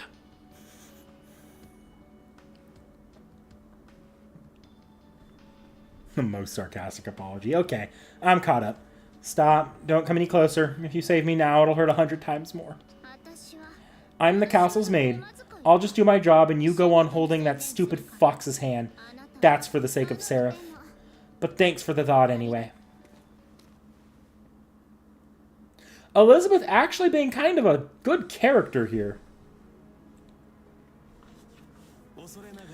King of Seraph and Queen Castor, please forgive my intrusion. Now that we know a certain emperor holds the other regalia, there is no doubt that she will oppose the Queen's rule.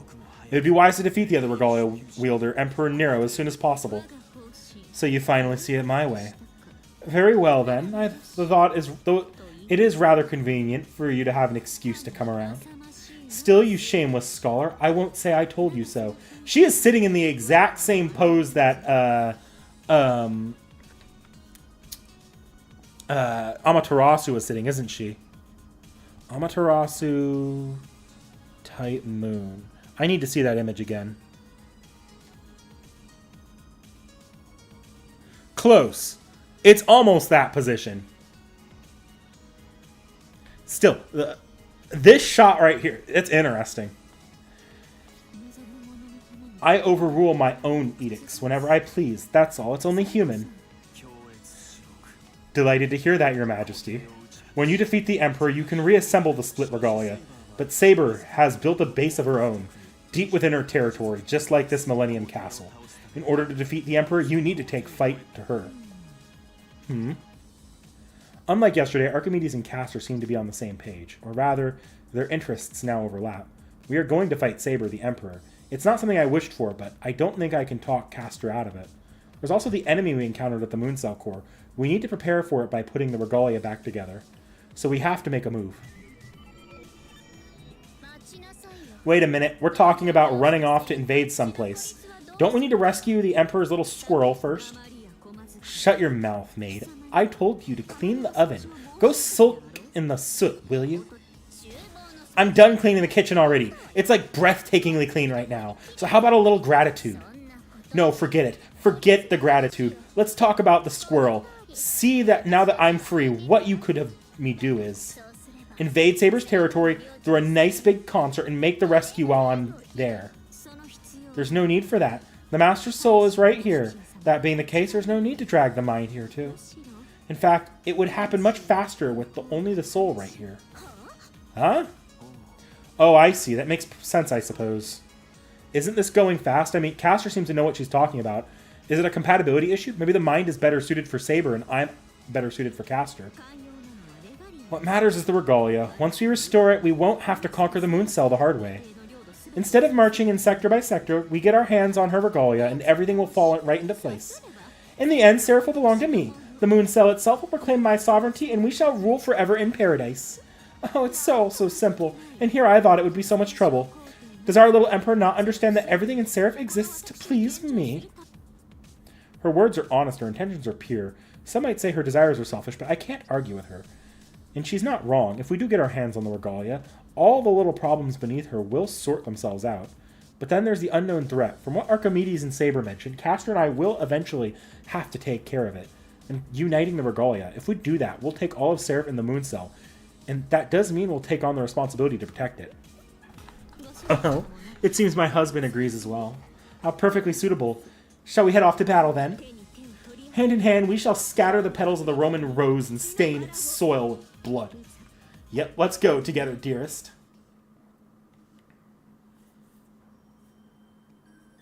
Yeah, this is very Cinderella with Elizabeth this time. So we're going to forget about the other little squirrel. Did she really just say that? The hell, that fox has got to be nuts. Elizabeth Bathory actually having a really good arc here. Jesus Christ. I was not expecting Elizabeth to be the breakout character of this particular route. There's 2 Lancers. Why does she need 2? Oh, dearest. Have you eaten all your breakfast? Oh, could it be that you were in love with me, that you so in love with me you couldn't wait to see me? And you couldn't even wait until I finished changing? Oh, I'm so happy to hear that. It's true I came in here for her. I wanted to see her face before the battle. Seeing her on the throne like that made me want to check up on her. I'm so glad she's back to her usual self while she's in here. Also, breakfast was delicious. Oh, please don't mention it. Oh, you look so gorgeous when you thank me for the meal. She really does all she can to be what she thinks is an ideal woman. Now, no apologies coming in here. This isn't just my room, it's our room. Dun dun dun dun dun dun dun dun. So you, Tomo, did you maybe spend a little bit too much time as Dodgy in China?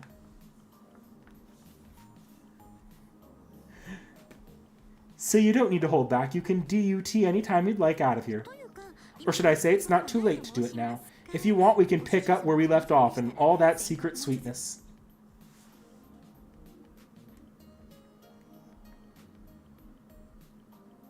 Ooh. I'm curious what DUT is, but I feel like Elizabeth might barge in again's a good thing to bring up for Bond. Yup. Oh no, she wouldn't, is what I want to say, but she does have a knack for that, doesn't she? That last time was the first time, wasn't the first time, you know. She gets in my way more than anyone else around here. She came to challenge me, and of course I mopped the floor with her. So I tied her horns and made her mop the floor, but still, whatever mood she's in, she always finds a way to go on yapping. I see. So not a great maid to have around, then. Exactly. So whenever she gets out of line, I zap her. But even that doesn't teach her anything. I wonder if she just enjoys it. Could she really have some sort of electric resistance? You know. Do lizards have that, maybe? I don't know. Or I don't think so. I think she's just resisting it with her spirit. I'm starting to think Castor's punishments are too harsh. Even if she does have her reasons, maybe she should hold back and just give a little jab from time to time. Oh, how kind you are. Elizabeth must be so happy you're back. Oh. She works for a master who cares about even the lowliest servants. In a palace full of luxury and treasure. She's so blessed and so ungrateful. Next time, I'm going to shock her even harder. So that's how it's going to be. Sorry, Elizabeth, I couldn't have known she'd say that. But all joking aside, darling, I'm sorry to say, even if Elizabeth does seem reformed, she'll always be as much of an anti-hero as I am. The slightest whisper of influence could lead her down a very dark path. In fact, she's the kind of servant who's destined for that. When I discipline Elizabeth, it's for her own good. Some things can't be done through kindness. Please keep that in mind, okay?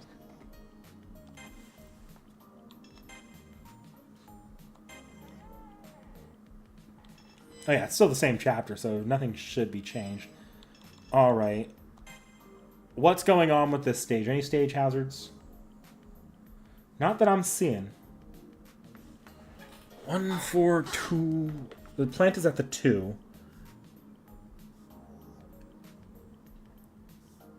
And those two are immediately going to get taken. I'm at the recommended level. Okay.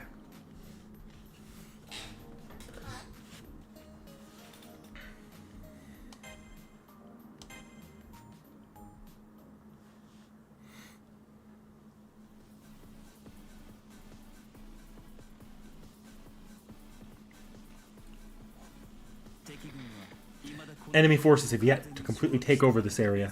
Because of that, there are still unclaimed territories called neutral sectors. I advise you attack at once and seize the neutral sectors before the enemy can. Sectors that are not occupied by either side, if the enemy forces arrive at that area, it will be taken over immediately. But if the player arrives first, it will result in a conflict. Okay, so I need to go into 2...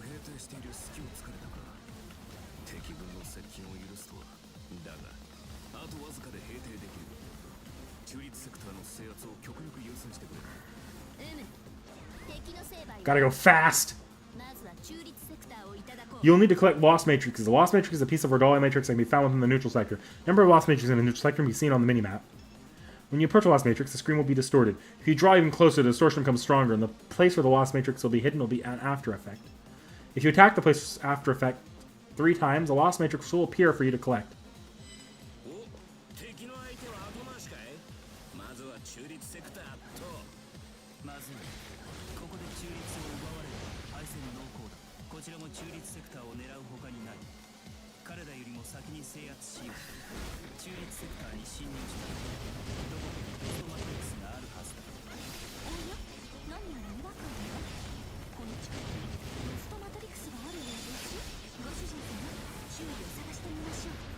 So how does it work when you're with these enemies here?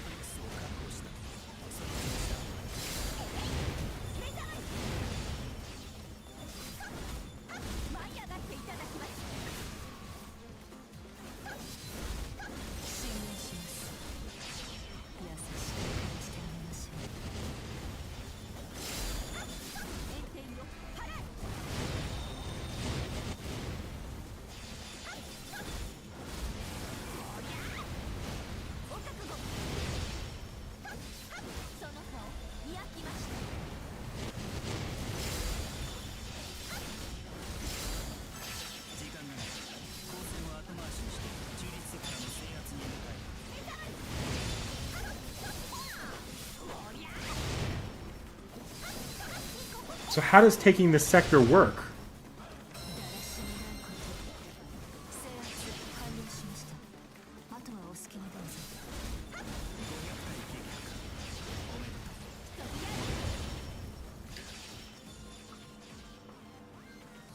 Haiku.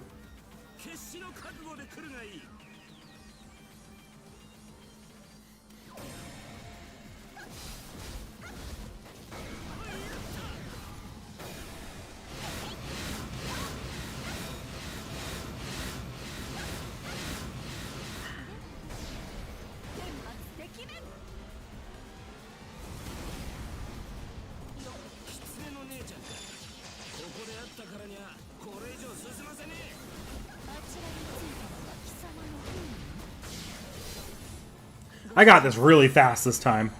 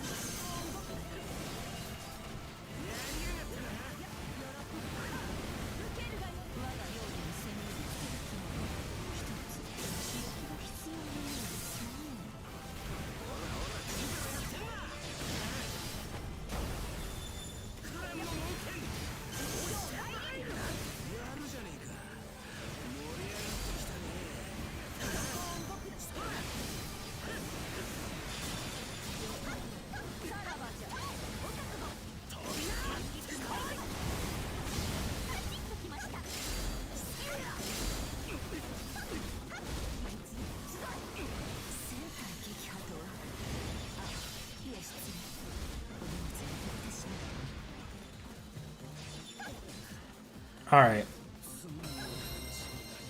Is this going to take the sector? How do you take the sector?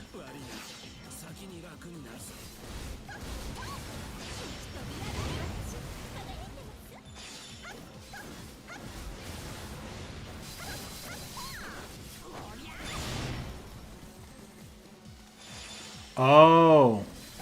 There's more than one. Okay. Well, I just wasted time.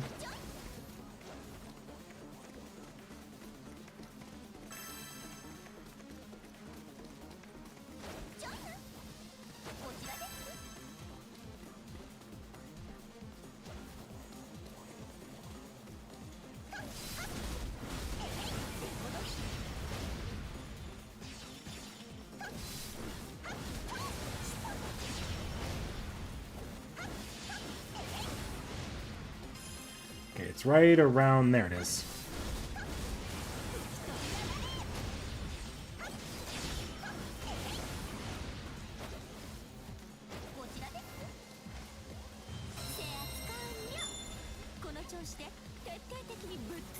All right, at least it wasn't very punishing for figure out.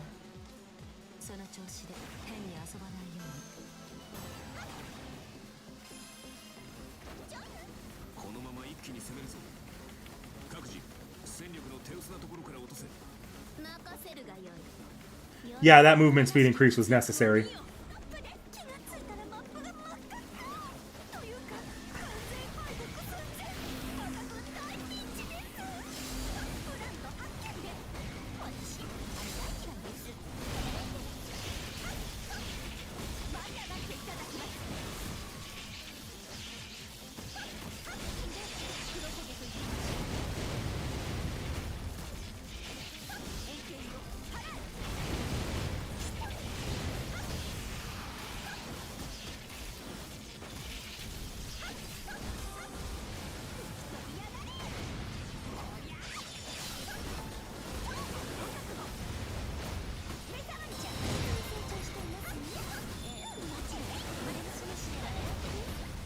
Alright, there's another invasion happening.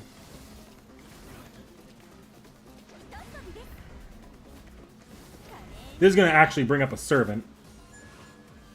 Oh, geez, you already?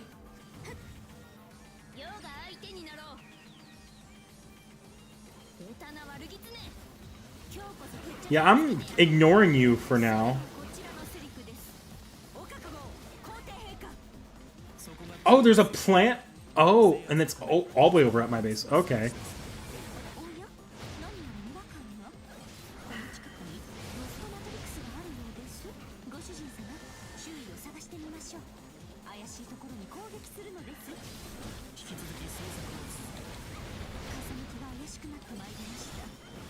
One more.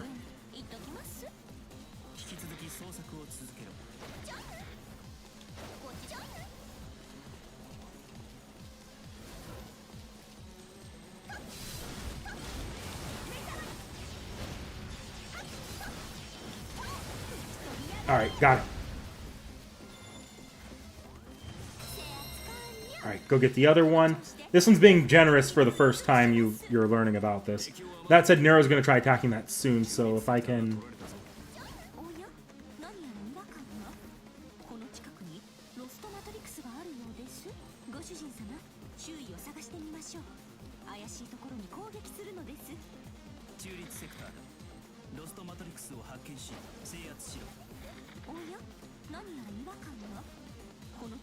Come on, where is it at? Where are you at?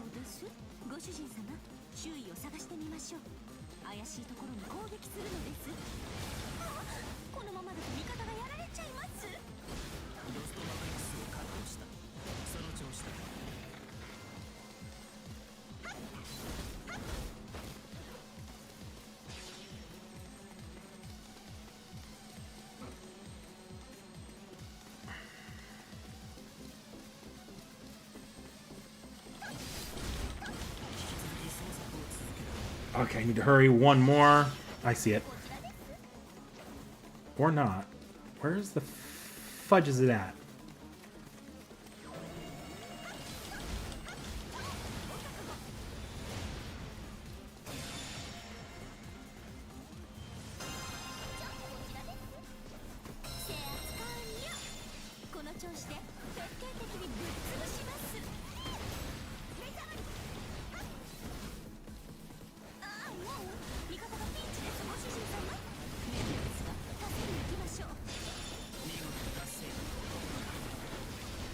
Nero's already attacking, so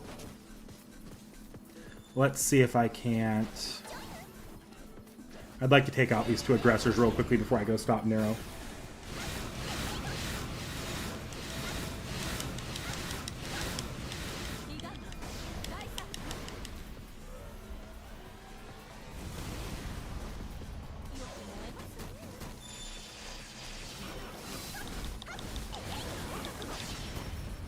Not that I think I actually can stop Nero, it's so close already.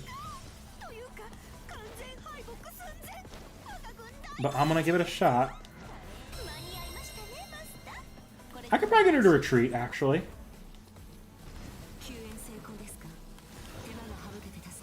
Where is that woman? Oh, is she already in the... Yeah, I'll have to go fight her.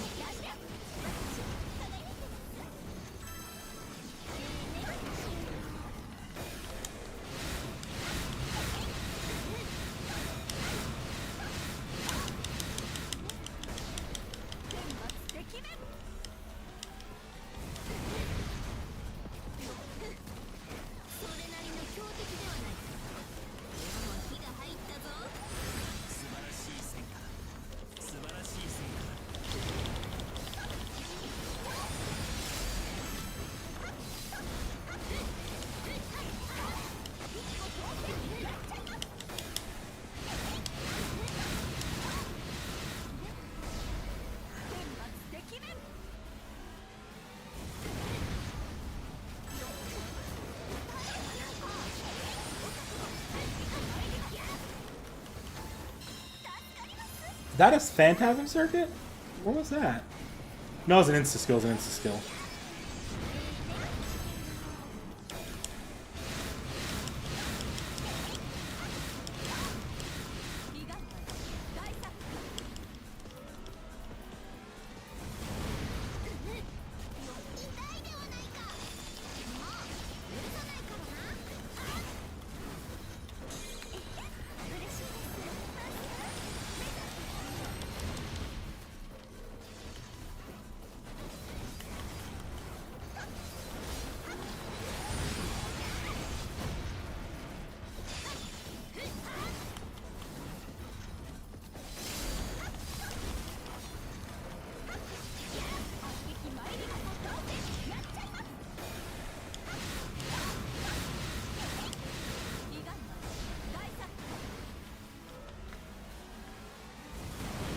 Come on, I need that Extella form.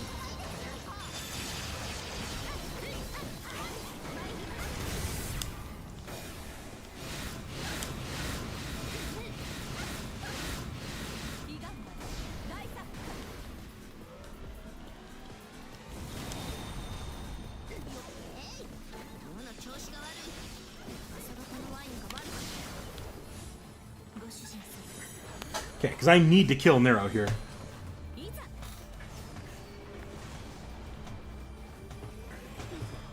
I'm not even worried about the sector that plant is going after, because it's going after a 2 sector.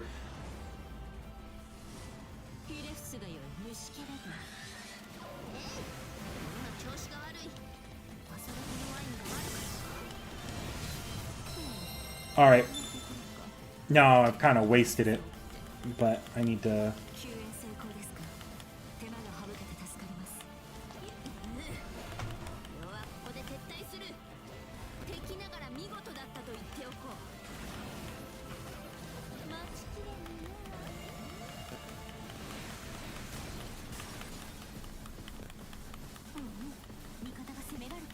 Yeah, I know they're under attack.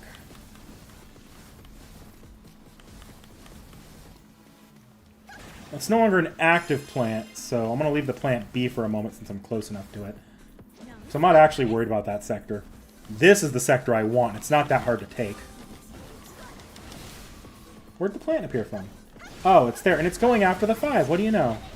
Okay, I actually do need to stop that plant.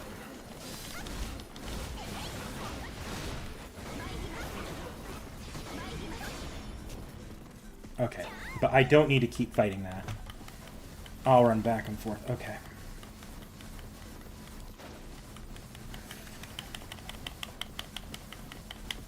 This is a killer hallway. Like, it is such a waste of time to travel that one.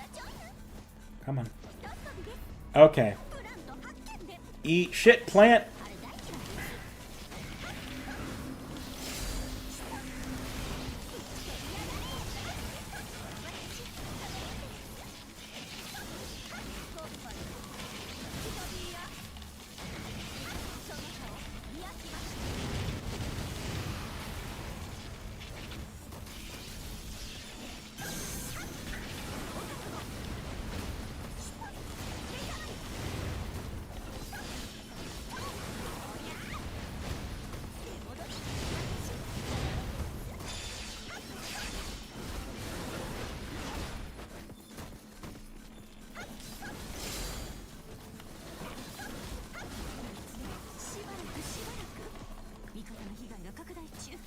Yeah, I know that sector is gonna fall.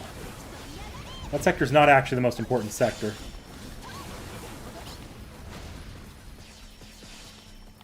I'll go take a look at it, though. As long as there's not an active invasion.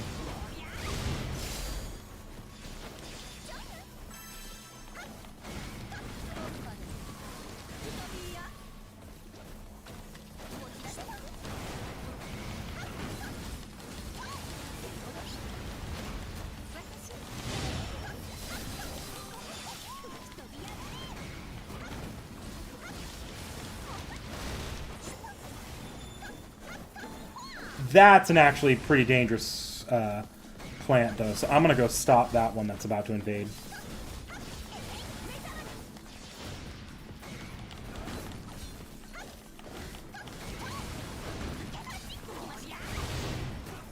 As soon as I can kill this stupid aggressor.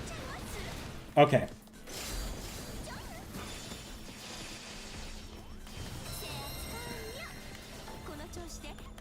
Now back up this hallway.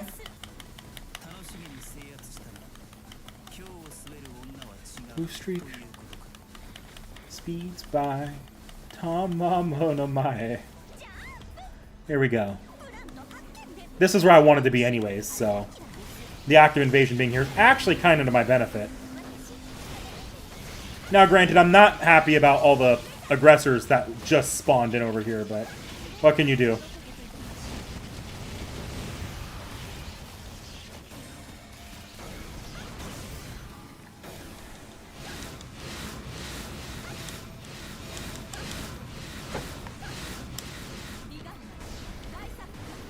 I don't think I'm going to EX capture everything for this stage.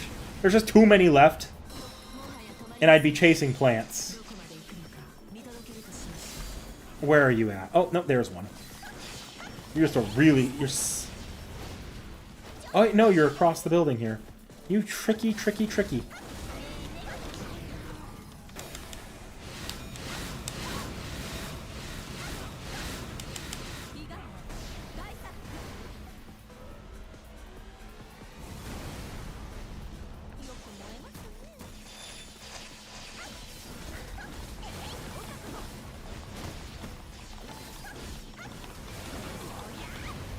Okay.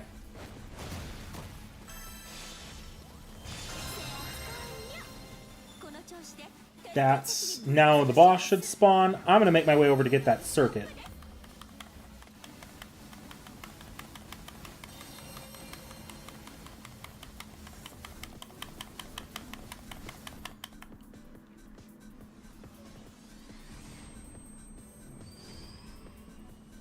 A three-tailed fox? Yeah, probably.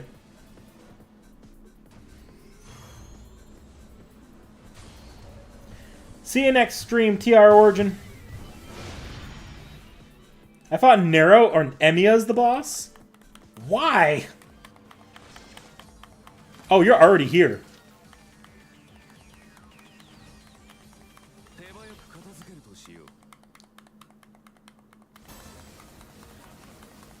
Hang on, bitch. I'll be right back. Okay. Oh shit, it's the Emiya theme.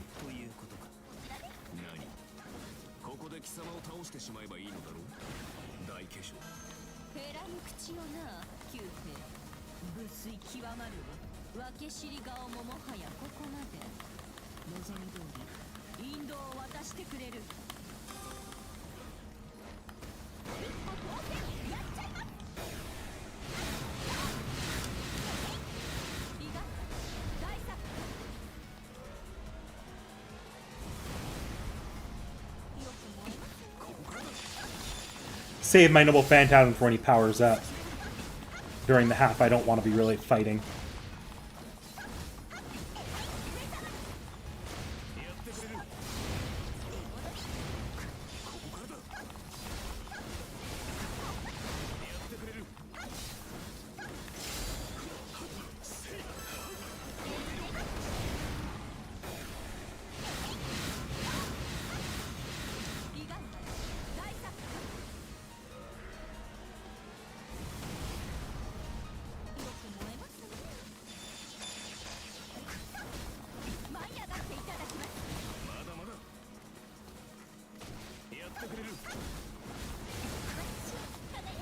Come on, enter your phase 2.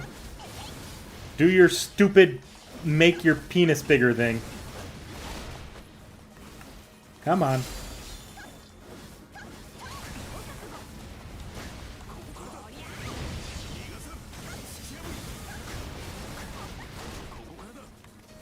I know you want to grow Concho and Byakuya.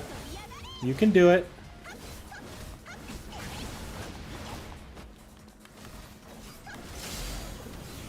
There you go.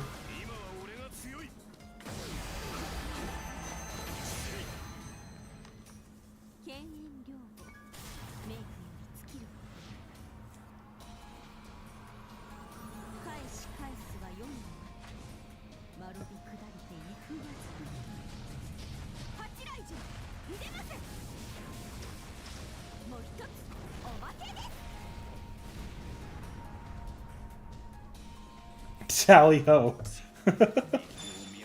Okay, no, I really wish that'd have killed you. And I really wish I had targeted the right one there.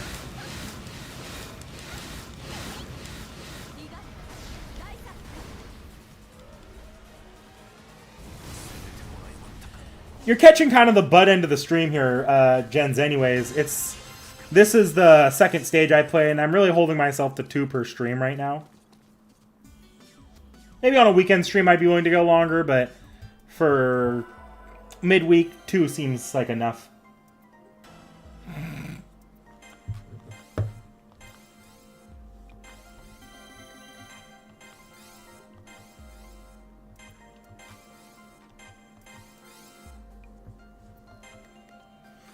I know what I said, Takas.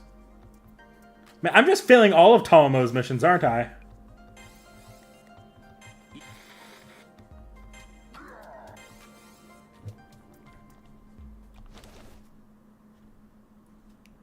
The bone of his sword, exactly.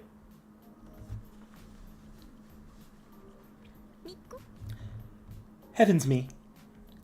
Oh, what is it? Mikon? Oh. Caster seems to be in a bashful mood. No, it's something else. She's humming, whimpering. Oh. I can hear you, Miss Caster. I tried to hold on, but it only made me blush harder.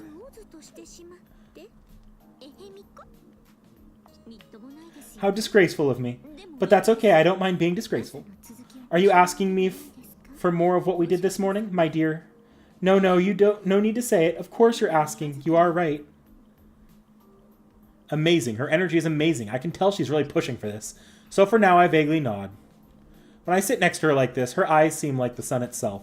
The golden colors are looking at me. Just being here like this makes me feel like they're sucking me in. Oh, that's not fair. I'm prepared and always will be. And you know, I could just push you right over at any time. This is the Millennium Capital, a city I built for my own desires. Here we are in my castle, in my keep, in my special room at the heart of it all. But you with that silent stare of yours. I can't wait any longer. Are you teasing me? Are you baiting me? Whatever challenge you want to give me, I'll take it. My husband.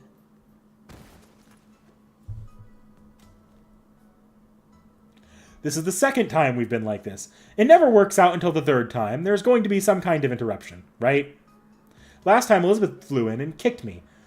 But not this time. I don't think she's about to. So this means the coast is clear? Castor. Wait.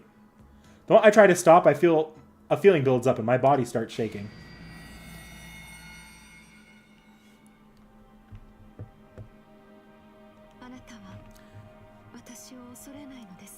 You don't fear me, I see. Even though we're in such different places, you continue to stare at me, straight ahead, without averting your gaze. It's a maiden in white. She has brown skin, a tall and slender body, and unforgettable red eyes. She has the look of a warrior, no doubt about it. She's definitely someone who fights. Someone who fights is putting it mildly. I'm not so much a human as a walking calamity. I came to this planet to destroy it. I'll corrode all of Seraph and rule over it. I'll bring the moon cell to halt and wipe away its civilizations. I was born to be an alien invader. I see. If she's an alien, it's going to be hard for either of us to understand each other. And if she's born only to destroy, then I can see her living up to that. But I do have questions. If she was born that way, born to destroy everything, then that's who she is. But is it really what she wants to do, or does she want to give that up? Reasons? I have reasons. How strange. You look the same, but you have different natures. You ask the same questions, but with different meanings. You suggest I should stay who I am, I shouldn't reject who I am, that I should seek a different path while living as who I am. But I don't have that option. I only destroy. I don't want to break lives apart, but in the end, they break anyway. I destroy civilizations. I destroy lives. That's my existence. It's futile to try and change that. You may as well give up. Questioning me is a waste of time. You should surrender as my prisoner. How long do you intend to resist me? This is so pointless. I feel so heavy. When will I awaken from this dream? I found you, my husband. You flutter off just when we're having fun, and this is what happens? Coming out of nowhere to steal my prey, it makes my tail bristle. Very well, I'll scorch this little minx with my heat of my...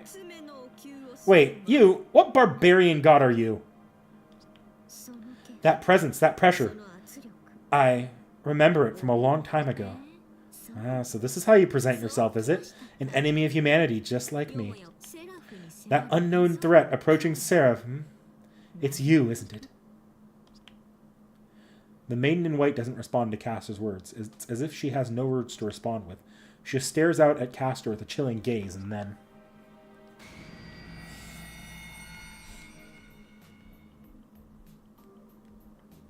It's my second experience with vertigo. When I open my eyes, Castor's right there. The maiden in white is nowhere to be seen. Was I dreaming? The maiden's words are still echoing in my head, but Castor's reaction is what worries me the most. Castor called the maiden an enemy of humanity. No, I just wanted to say that. That little homewrecker was trying to dig her way into my husband's head. I wanted to send her straight to hell, but I couldn't. She had quite a bit of power, I must say. No wonder Archimedes is all worked up about her. But she's our enemy, that's all there is to it. I cannot sympathize with her. Do you understand, my dearest darling? I can't really think of an argument. As Castor said, she felt extremely dangerous, but that might not be the whole story. I finally got in. What the hell? You put up an even stronger barrier? Good thing you weren't up to anything pervy, huh? Not as long as I'm around. Maid, I don't remember demanding your services here. Tingling no more. I can't do it. I've trained myself to be completely lightning proof. Your next show better hit the 1,000,000 volts. Wait, no, never mind that. Anyway, what the hell? Are you just shocking me for no reason now? What are you having a rough day? How presumptuous. Maybe I should start using 2 fingers. Hey, this really tingles. Beady beady. I can see what a powerful shock it is. Eating another one like that after this morning must be dangerous for even servants. This is nothing. Off with you, maid, and be grateful for my husband's mercy. He pities you too much to see you fired to a crisp. Ah, such compassion. Thank goodness. Looks like she's stopping for now. I should be safe here myself, but I highly advise Elizabeth to leave the room. Castor clearly hates it if anyone gets in her way. I just need to go, right? I get it. My apologies for that little display. Please just forget it ever happened. I suppose I won't pounce on you just now. Please rest tonight and sleep well, my dear. Tama mortified. I'll walk myself out.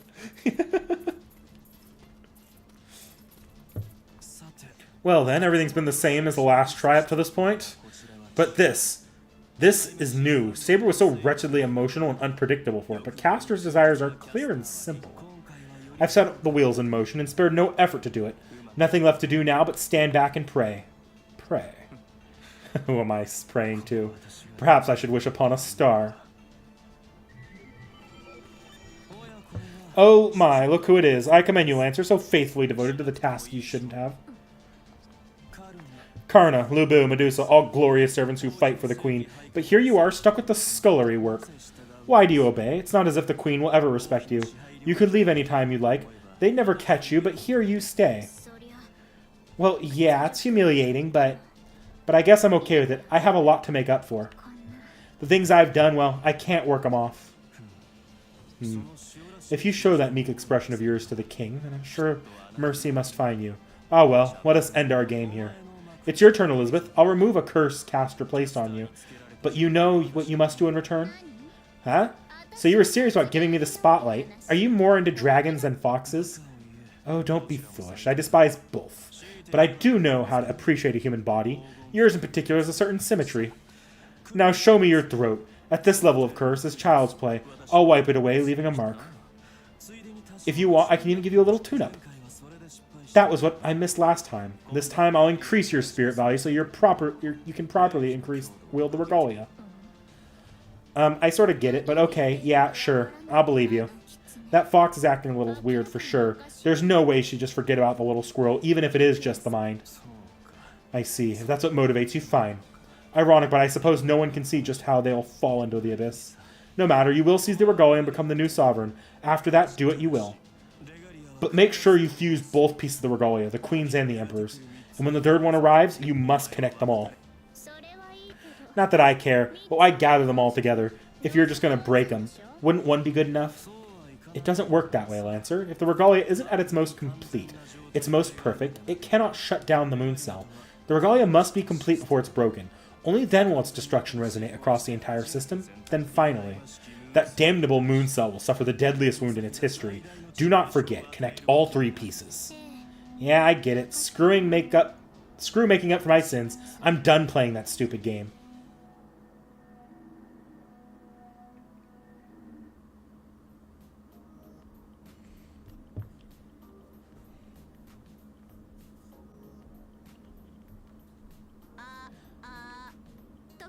By the way, honey.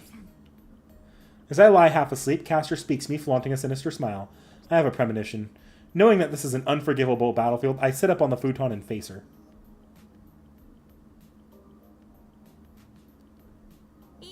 No, you don't need to do that. I just have a simple question. Now then, I hope I'm wrong here, but do you know how some women are? The way our thoughts always keep us up at night? So even at this hour, there's something I need to hear from you, all right, dear? Darling, during your little dizzy spell, what did you feel toward the woman in white? Was it admiration by any chance? Oh, this one's not redoable either. Because this is a chapter end. Oh no. Oh no.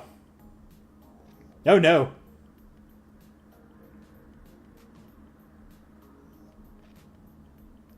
Choose wisely.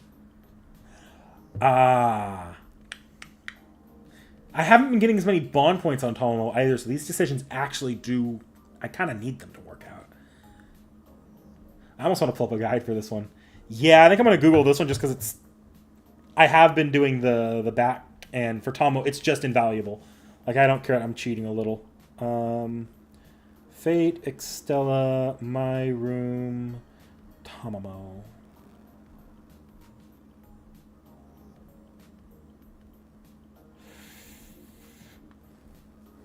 Okay.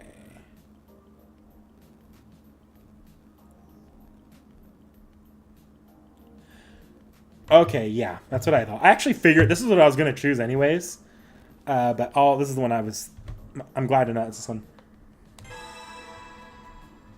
I did admire her, yes. I hadn't thought of it that way, but now that Castor brings it up, I suppose I can't deny it. I can say as the soul of Hakuno Kishinami that the woman certainly made an impression on me. But even so, I have no intentions of cheating. Even if I do respect the maiden in white, I still have a heart of a lady. With wide-eyed innocence? You share your honest thoughts without any hesitation? Oh, my darling, you look so wonderful. Ah, you deliciously gorgeous soul. So pleasing, so appetizing, so ready to devour. No, none of that. Calm down, Tomo. Control the berserker cat within you, or you won't be the perfect wife anymore. Castor's wrestling with her own desires. When I do that, I want to try to do it with my mouth closed. What are you saying, Rabbit? This is all because of my husband's charms. What? Consent? Oh, you mean go for the kill.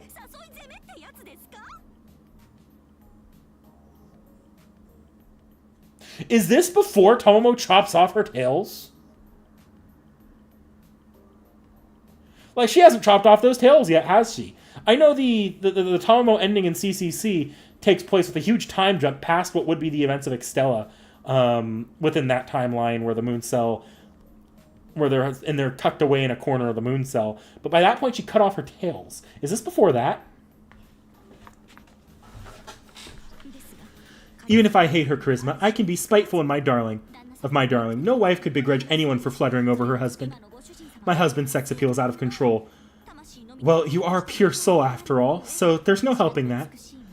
You see beauty as it is, and unsightliness as it is. That's just the way you are. So when I question that, I end up feeling like a fool. I, Tomo, officially apologize. My regret is deeper than the sea. Please excuse me for waking you up. I won't bother you again. Good night, and I mean it this time. Yeah, it is very interesting with Koyanskaya being a thing. Because Koyanskaya is not actually a Tomo. Maybe this whole problem is all in my head, which makes me the winner. Just what do you think you're doing, maiden in white? You think you can just out-maiden a Japanese shrine maiden? Going for the old dark-skinned shaman overflowing with freshness look, are you? Whatever you've got, I'll tear right through it on the head. Let's go, Tomomo! Tomomo fight.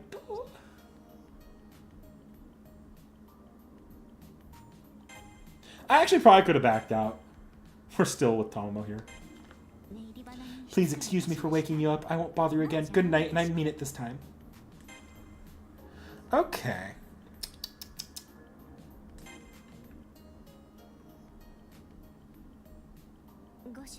My dearest.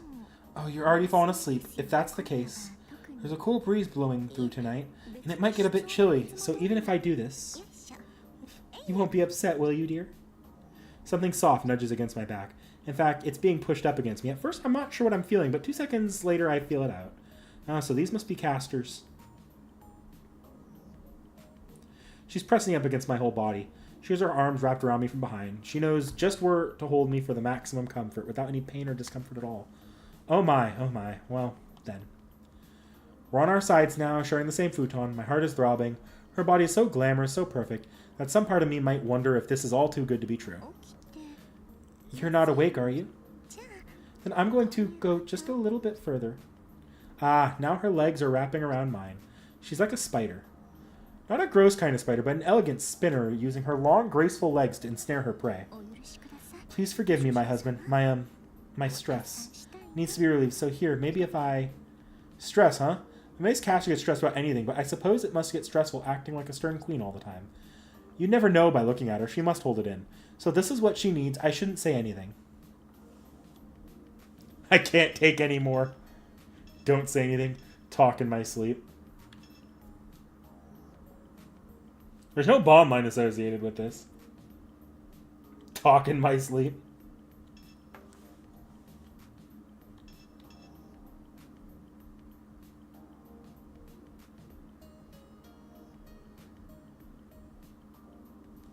Yeah. Say, don't say anything. I keep my mouth shut, close my eyes, and I feel her body wrap around mine. My husband.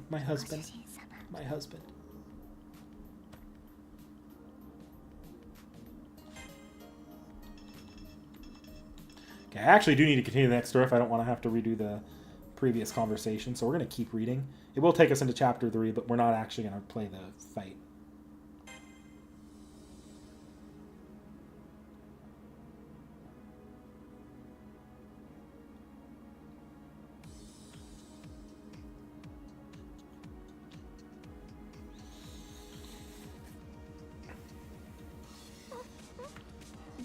Victory after victory. So gratifying.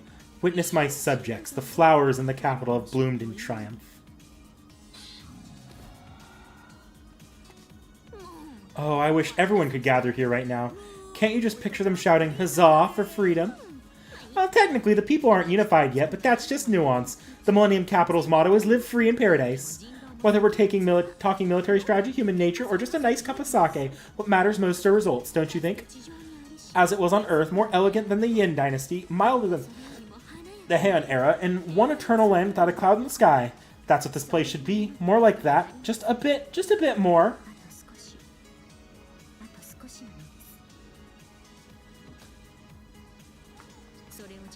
And we will strike down anyone who dares stand in our path.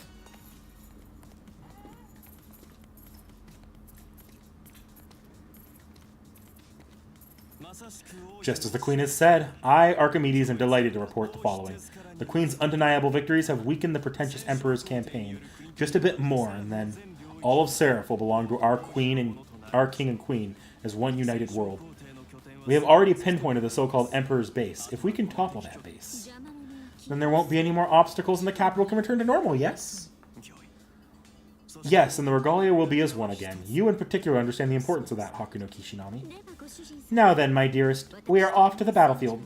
This time we'll give that selfish emperor her last rites. Now then, to the final battle. Will this really be the final battle? It seems that way if nothing else. This war will bring the regalia back together. After I get back, I should apologize to Elizabeth for making her worry. Come to think of it, I haven't seen Elizabeth since this morning.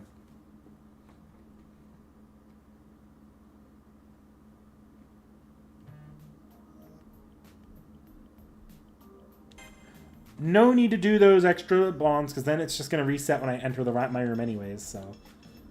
Alright. Do you have any new code cast after getting... Or do I have any new, not code cast, instant skills? Yes, I do have a new instant skill slot. I like that last setup. I could use a little bit more damage, though.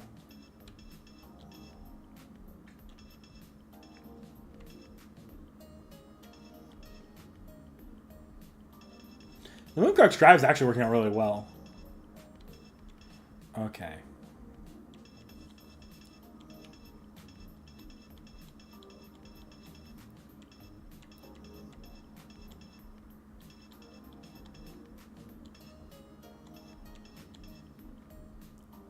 Yeah, I'm just going to add a normal attack in here. Technically, I don't really need it, but... Or it's not going to buff anything else, but I do prefer to have that faster movement speed. Heal all. Treasure, heal all, cure. Treasure, decoy, and mystery. The original cohort's mantle, not really useful. Yeah, current cohort's mantle is just better in every way. Okay. Alright. We're going to go ahead and end gameplay for today. I'll chat for a bit. It's not that late. FGO just went on maintenance, too.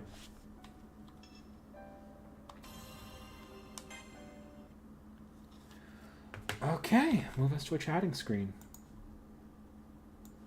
Woo! And close Steam. All right, what's chat been up to?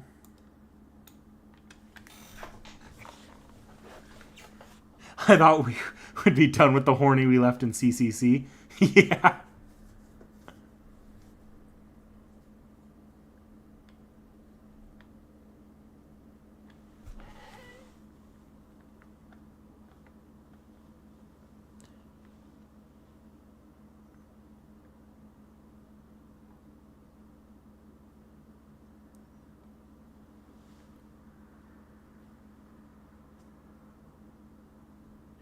Is Tomo arguing with her alter egos? Yeah, Tomo was arguing with the alter egos. That's exactly what happened.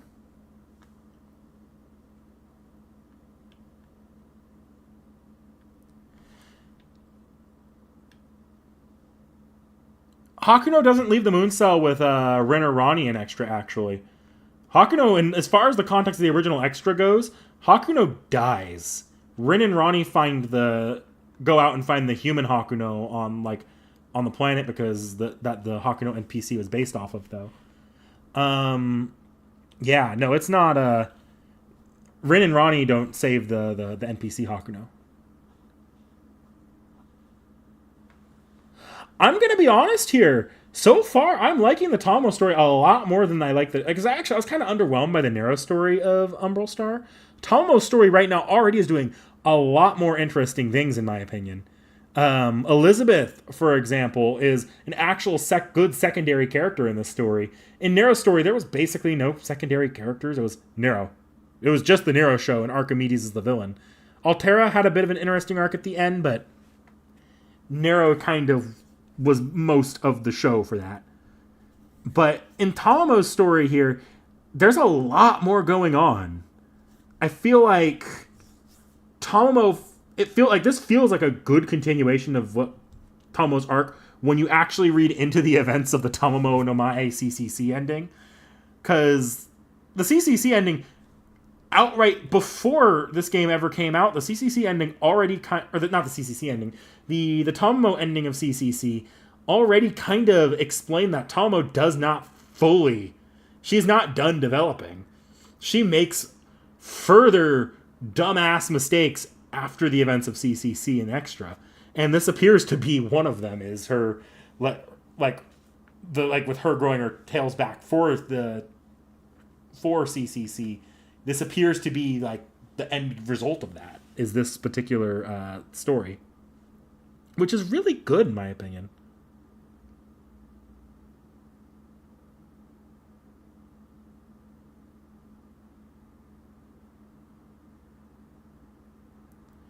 Isn't so strong that she is deleted. Yeah.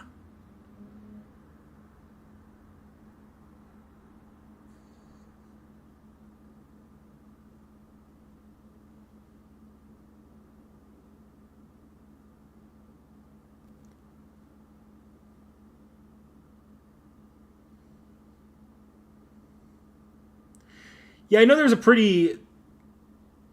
Yeah, the entire Xtella Zero translation. I kind of knew the events of Extella. I haven't read the Extella Zero translation in a bit, but I kind of knew like some of the intricacies of how that worked. Where there's Nero and Tomo. Nero's the primary servant. Tomo was a secondary servant that accompanied them partway into that basically joined up with them early on. And I didn't know for sure about the CCC route being canon or not, but then, or CCC, if they went to CCC being canon or not. And then I knew about the fact that Tomomo kind of got ditched at the core.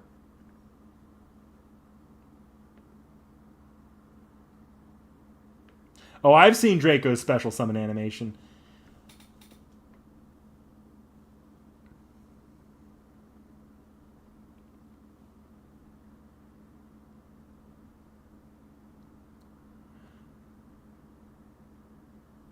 Yeah.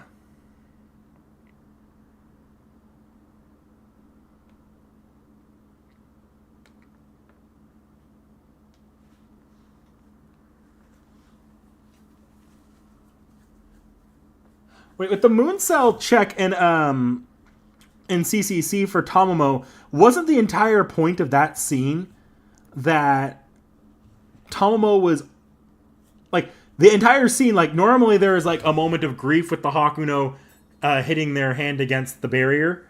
With Tamamo, it's completely recontextualized to be a moment of frustration with Tamamo because Tamo's like, "Yeah, I was just pulling your leg." She does that in the CCC ending, or in her version of the CCC ending. I remember watching that.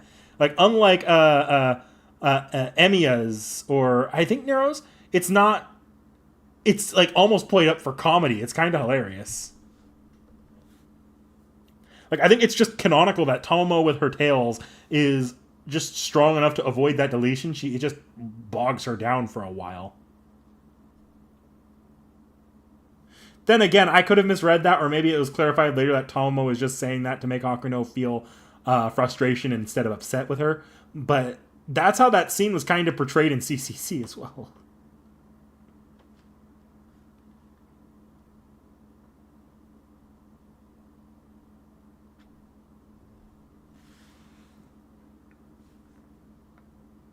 Actually, if I remember it, there was also some ambiguity on Nero, whether or not Nero was going to be fully deleted or not, too. But the only one who was like, "Yeah, no, I'm dead," was Nameless. It was just Nameless who was like, "Yeah, I'm fucking gone." I think Nero there was ambiguity. Tomo was like, "Yeah, no, this isn't gonna affect me," and then Nameless just dies because being an Emiya is suffering. The moon cannot overtake the sun. Yeah. Just appears with weapons drawn aimed at Draco? Possibly.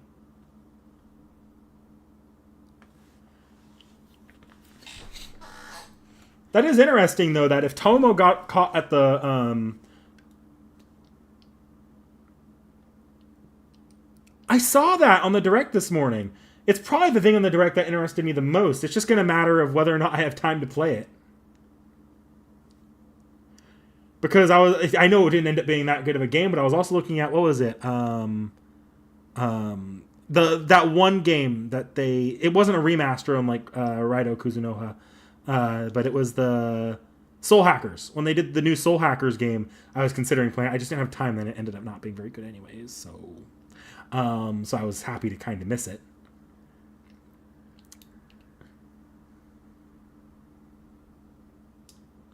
Is it saying official material that Ninetales Hanma was stronger in Velber 2? I don't know. I'd have to see.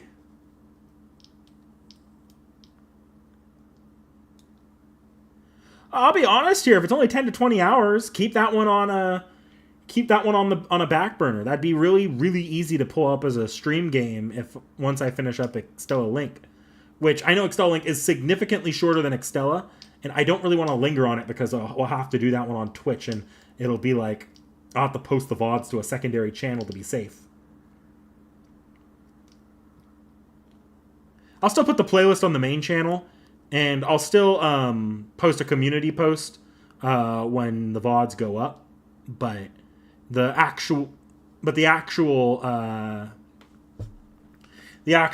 cannot be put up on the main channel.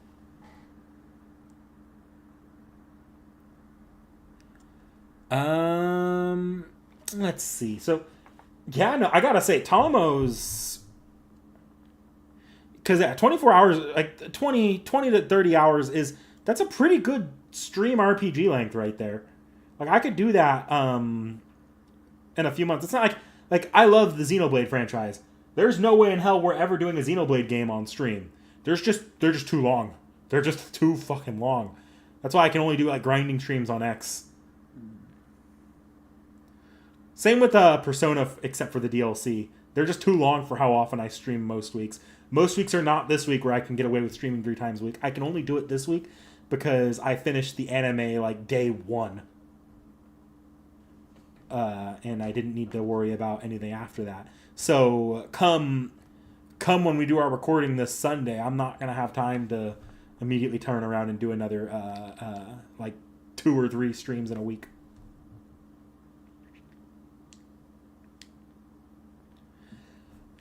But yeah, right now I'm enjoying Tomo's route a lot more. The story just seems a little bit better than the Nero route. And maybe it's because the Nero route's mostly set up. It's supposed to be a simpler story, I think, to set up the general conflict. But I just wasn't that impressed with it. But this is a lot stronger. All right, guys. Well, I need to get going. You know what? What I can do, though, with... Y'all know what's coming tomorrow, but I'm pretty sure I saw it actually uploading earlier. Yes, assuming it uploads, because it's only about 50% uploaded right now. The updates video is coming tomorrow. Seki has titled it, Seki Reacts to Fate, Updates 2025, The Return of Artoria. That's what the video is going to be titled. I don't remember what the final time was. Seki probably said it before. It does recontextualize why Liz betrayed Tomo. I'm liking Liz and Tomo's arcs a lot more here than I thought I was going to. But other than that, next... I think I already gave a hint for the next Reacts a couple streams back. It's just so far out that there's no real chance to do it. So instead, I'm just going to give you guys what next week's schedule is before the community post. Because I think, if I'm not wrong, I can finally... Yeah, so next week, first video next week, and it's already uploaded, already scheduled, already good to go, is Fate Apocrypha's discussion. It's going to be great. And then, yeah, after that, in the second half, it's Seki, or it's the Seki Reacts for that week. So next week's all Fate. It's just all Fate all the time.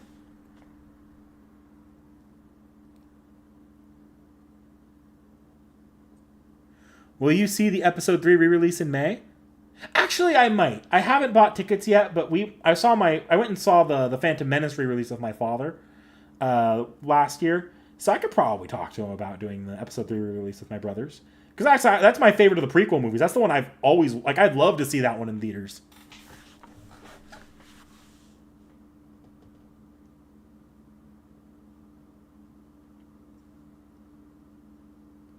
Parts of the updates video until after it drops to dedicate time to the arcade club. Jens, just play the updates video while you're grinding. That's the easiest answer. It's a mission event. You're going to be doing plenty of grinding. Yeah.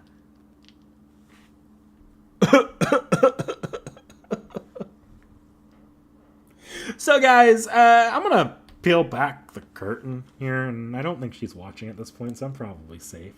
I can identify all 4 people in chat right now.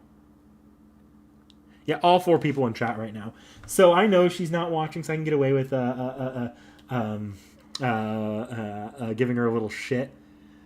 Our next video after Seki Reacts, next Monday, not this coming Monday, but the following Monday, is supposed to be a discussion on the Great Ace Attorney. That's been scheduled for months. I think pretty much since she started streaming it, we nailed down this date. Because of course she'll be done by then.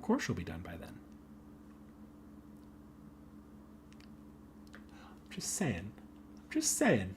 Last I heard, she hasn't even finished another chapter yet. So we'll see about that video. We'll see. That might not be the video that goes up.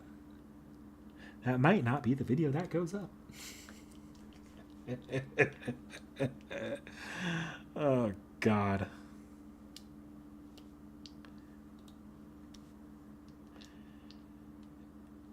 It's like pulling teeth, and I think she underestimates how long the final cases of Great Ace Attorney are actually going to take her. Because I've done Ace Attorney a full case in a day, and final cases, the longest ones can be 8-9 hours. And if she's not even done with the one before that, which is also a solid 6 hours or so at minimum.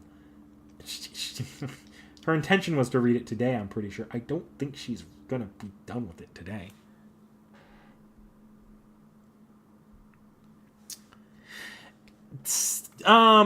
I actually don't know. I genuinely don't know how frustrated Seki is with it right now. We really want to find out in the discussion eventually.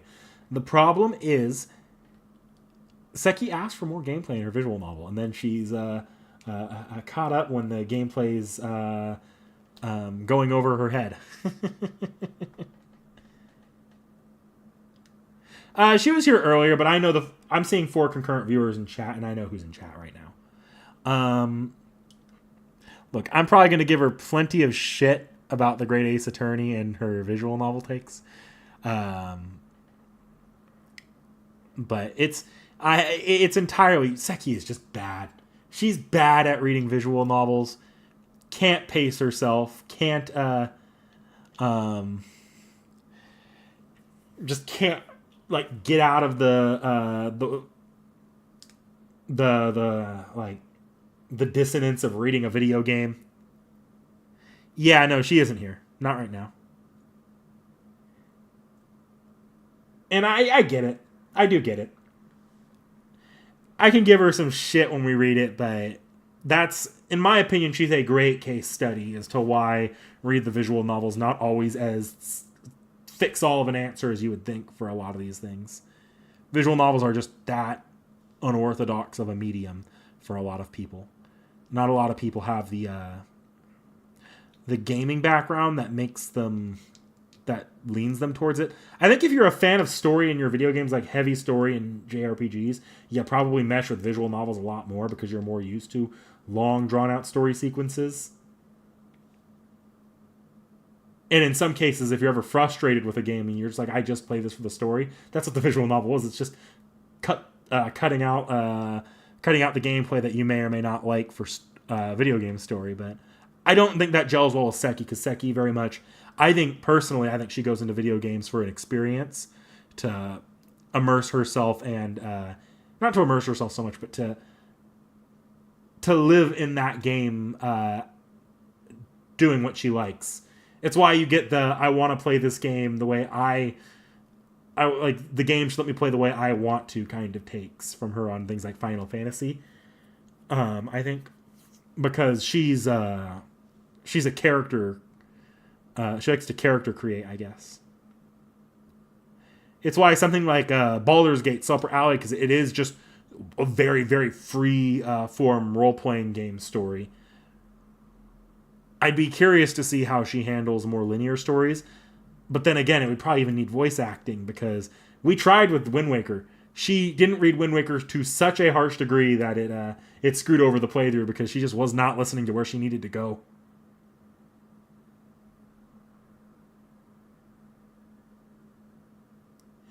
Yeah, that's kind of what we're hitting, is that she's expressed that to me too, that she hates visual novels as a medium. And I can science it out all I want. Is it actually going to make a difference, though? And I don't think it's actually going to be... I don't think we're going to be able to do the other... This is why I've been like, yeah, if plans continue as we wanted to do initially, we could go on to Fate Stay Night and Tsukihime. But it's just not working out with her. It really isn't. I'd love to have her read these visual novels, but her brain just don't work that way.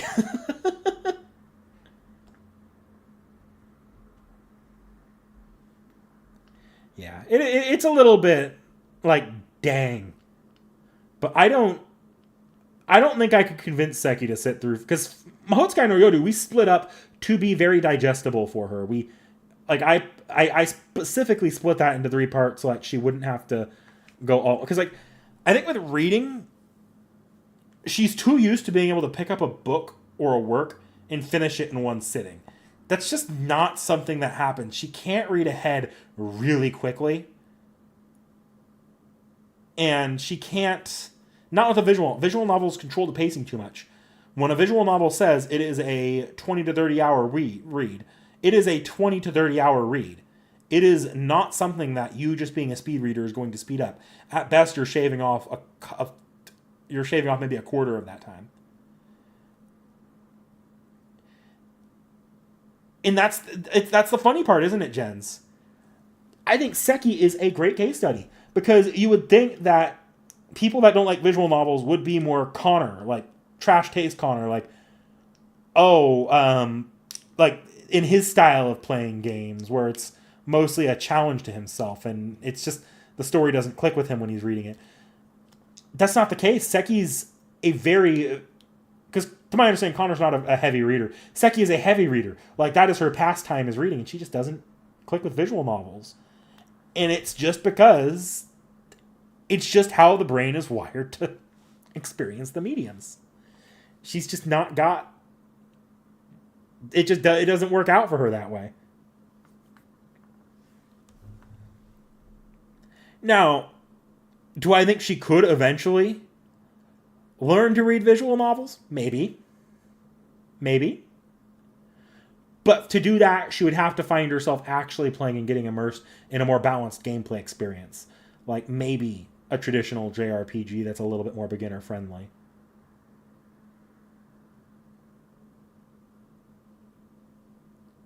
Exactly, Jens. Now, I don't actually listen to the voice acting because I think I don't get as much out of it. Like, I listen to it a little bit if I see a line that, like you see it when I'm playing CCC. If I see a line that I have a feeling, just looking at the way it's written, that it would have a good read in Japanese, I'll listen to it. Or if I get to a scene and I start hearing the voice actor really go off, I'll listen to the voice acting.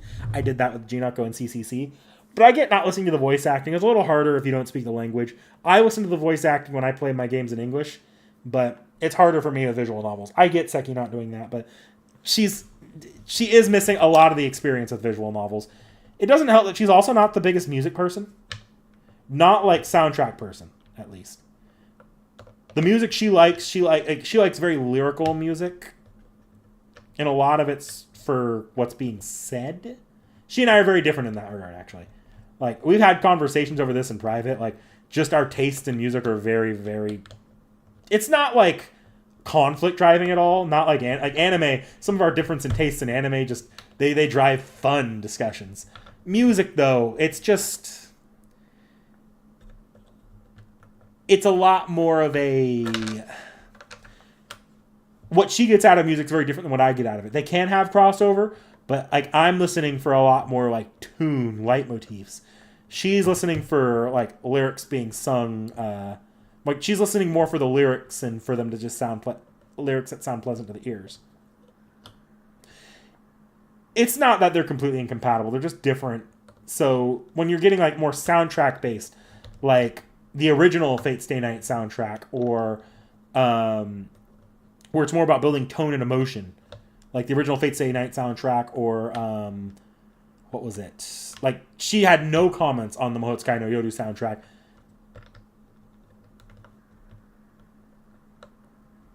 Yeah, no, I'm not saying like she has good. She does have good taste in music. It's just the way she experiences music is very different, and that doesn't include soundtracks. For me, it includes soundtracks for how my tastes tend to go, and I do enjoy other musical. I enjoy a good chunk of her music actually, but it's just that her taste in music does not extend to more soundtrack type tracks. Usually, it has to be like really, really stand out for her to catch her attention at all. We've actually talked about this on podcast before too, I guess, because sometimes I have wanted to bring up soundtracks and it just doesn't go anywhere because no one besides me really likes soundtrack that much. I love me a good soundtrack. Maybe. Persona's a fascinating one. She's like kind of avoiding it like the plague, but she is going to play it one day. I am going to get her to play it one day. But she is avoiding it just on her own. Like it would have to be me or Realm sitting her down and playing Persona 5, which would probably be the one I think she'd enjoy the most, to be honest.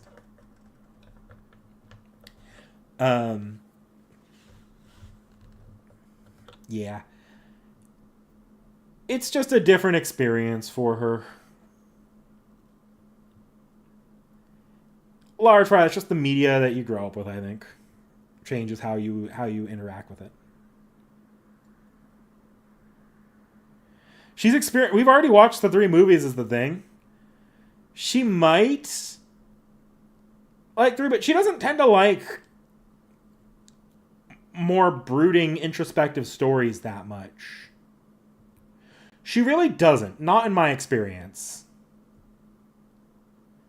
Like, it's hilarious. Like, 3 is probably the one I would say is the least compatible with her.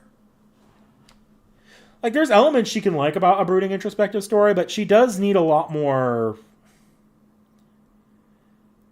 Yeah, I just don't think 3's general tone jives with her as much.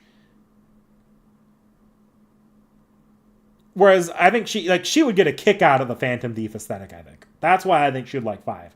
It's because she actually does she likes Lupin the Third, um, and she likes works that are like detective and thief uh, chase. She likes dynamics like that, and I think the style of Persona 5 would probably drive with her more. She just hasn't ever given it a shot, even though even other friends not connected to the channel have recommended it to her.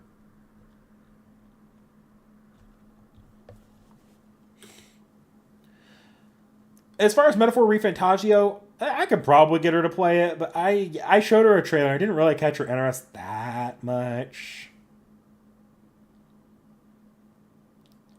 I think she'd laugh her ass off. She probably would laugh her ass off at fighting Hitler in Persona 2. Um, yeah. I'll be honest here. If you want to see a potential progression of Seki reading, putting more into story investment in video games, just watch her Atelier streams if she continues them. Because Atelier does start to become more JRPG-ish, to my understanding, as time goes on. The first game's very freeform. The later games get more JRPG-ish, like with Riza, I think, and that's one of the ones she wants to play. So, if anything's going to suck her into maybe taking gaming more seriously as a storytelling medium, it could be that.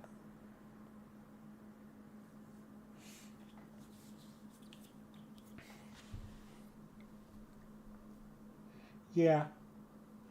All right, guys. Well, I really do need to go. I will see you guys probably Saturday. So far, I'm still on track to do that Xenoblade X grind stream. I'm still on track. I'll fish out the capture card and we'll go ahead and play it. So yeah, I'll see you guys around for that. Have a good one.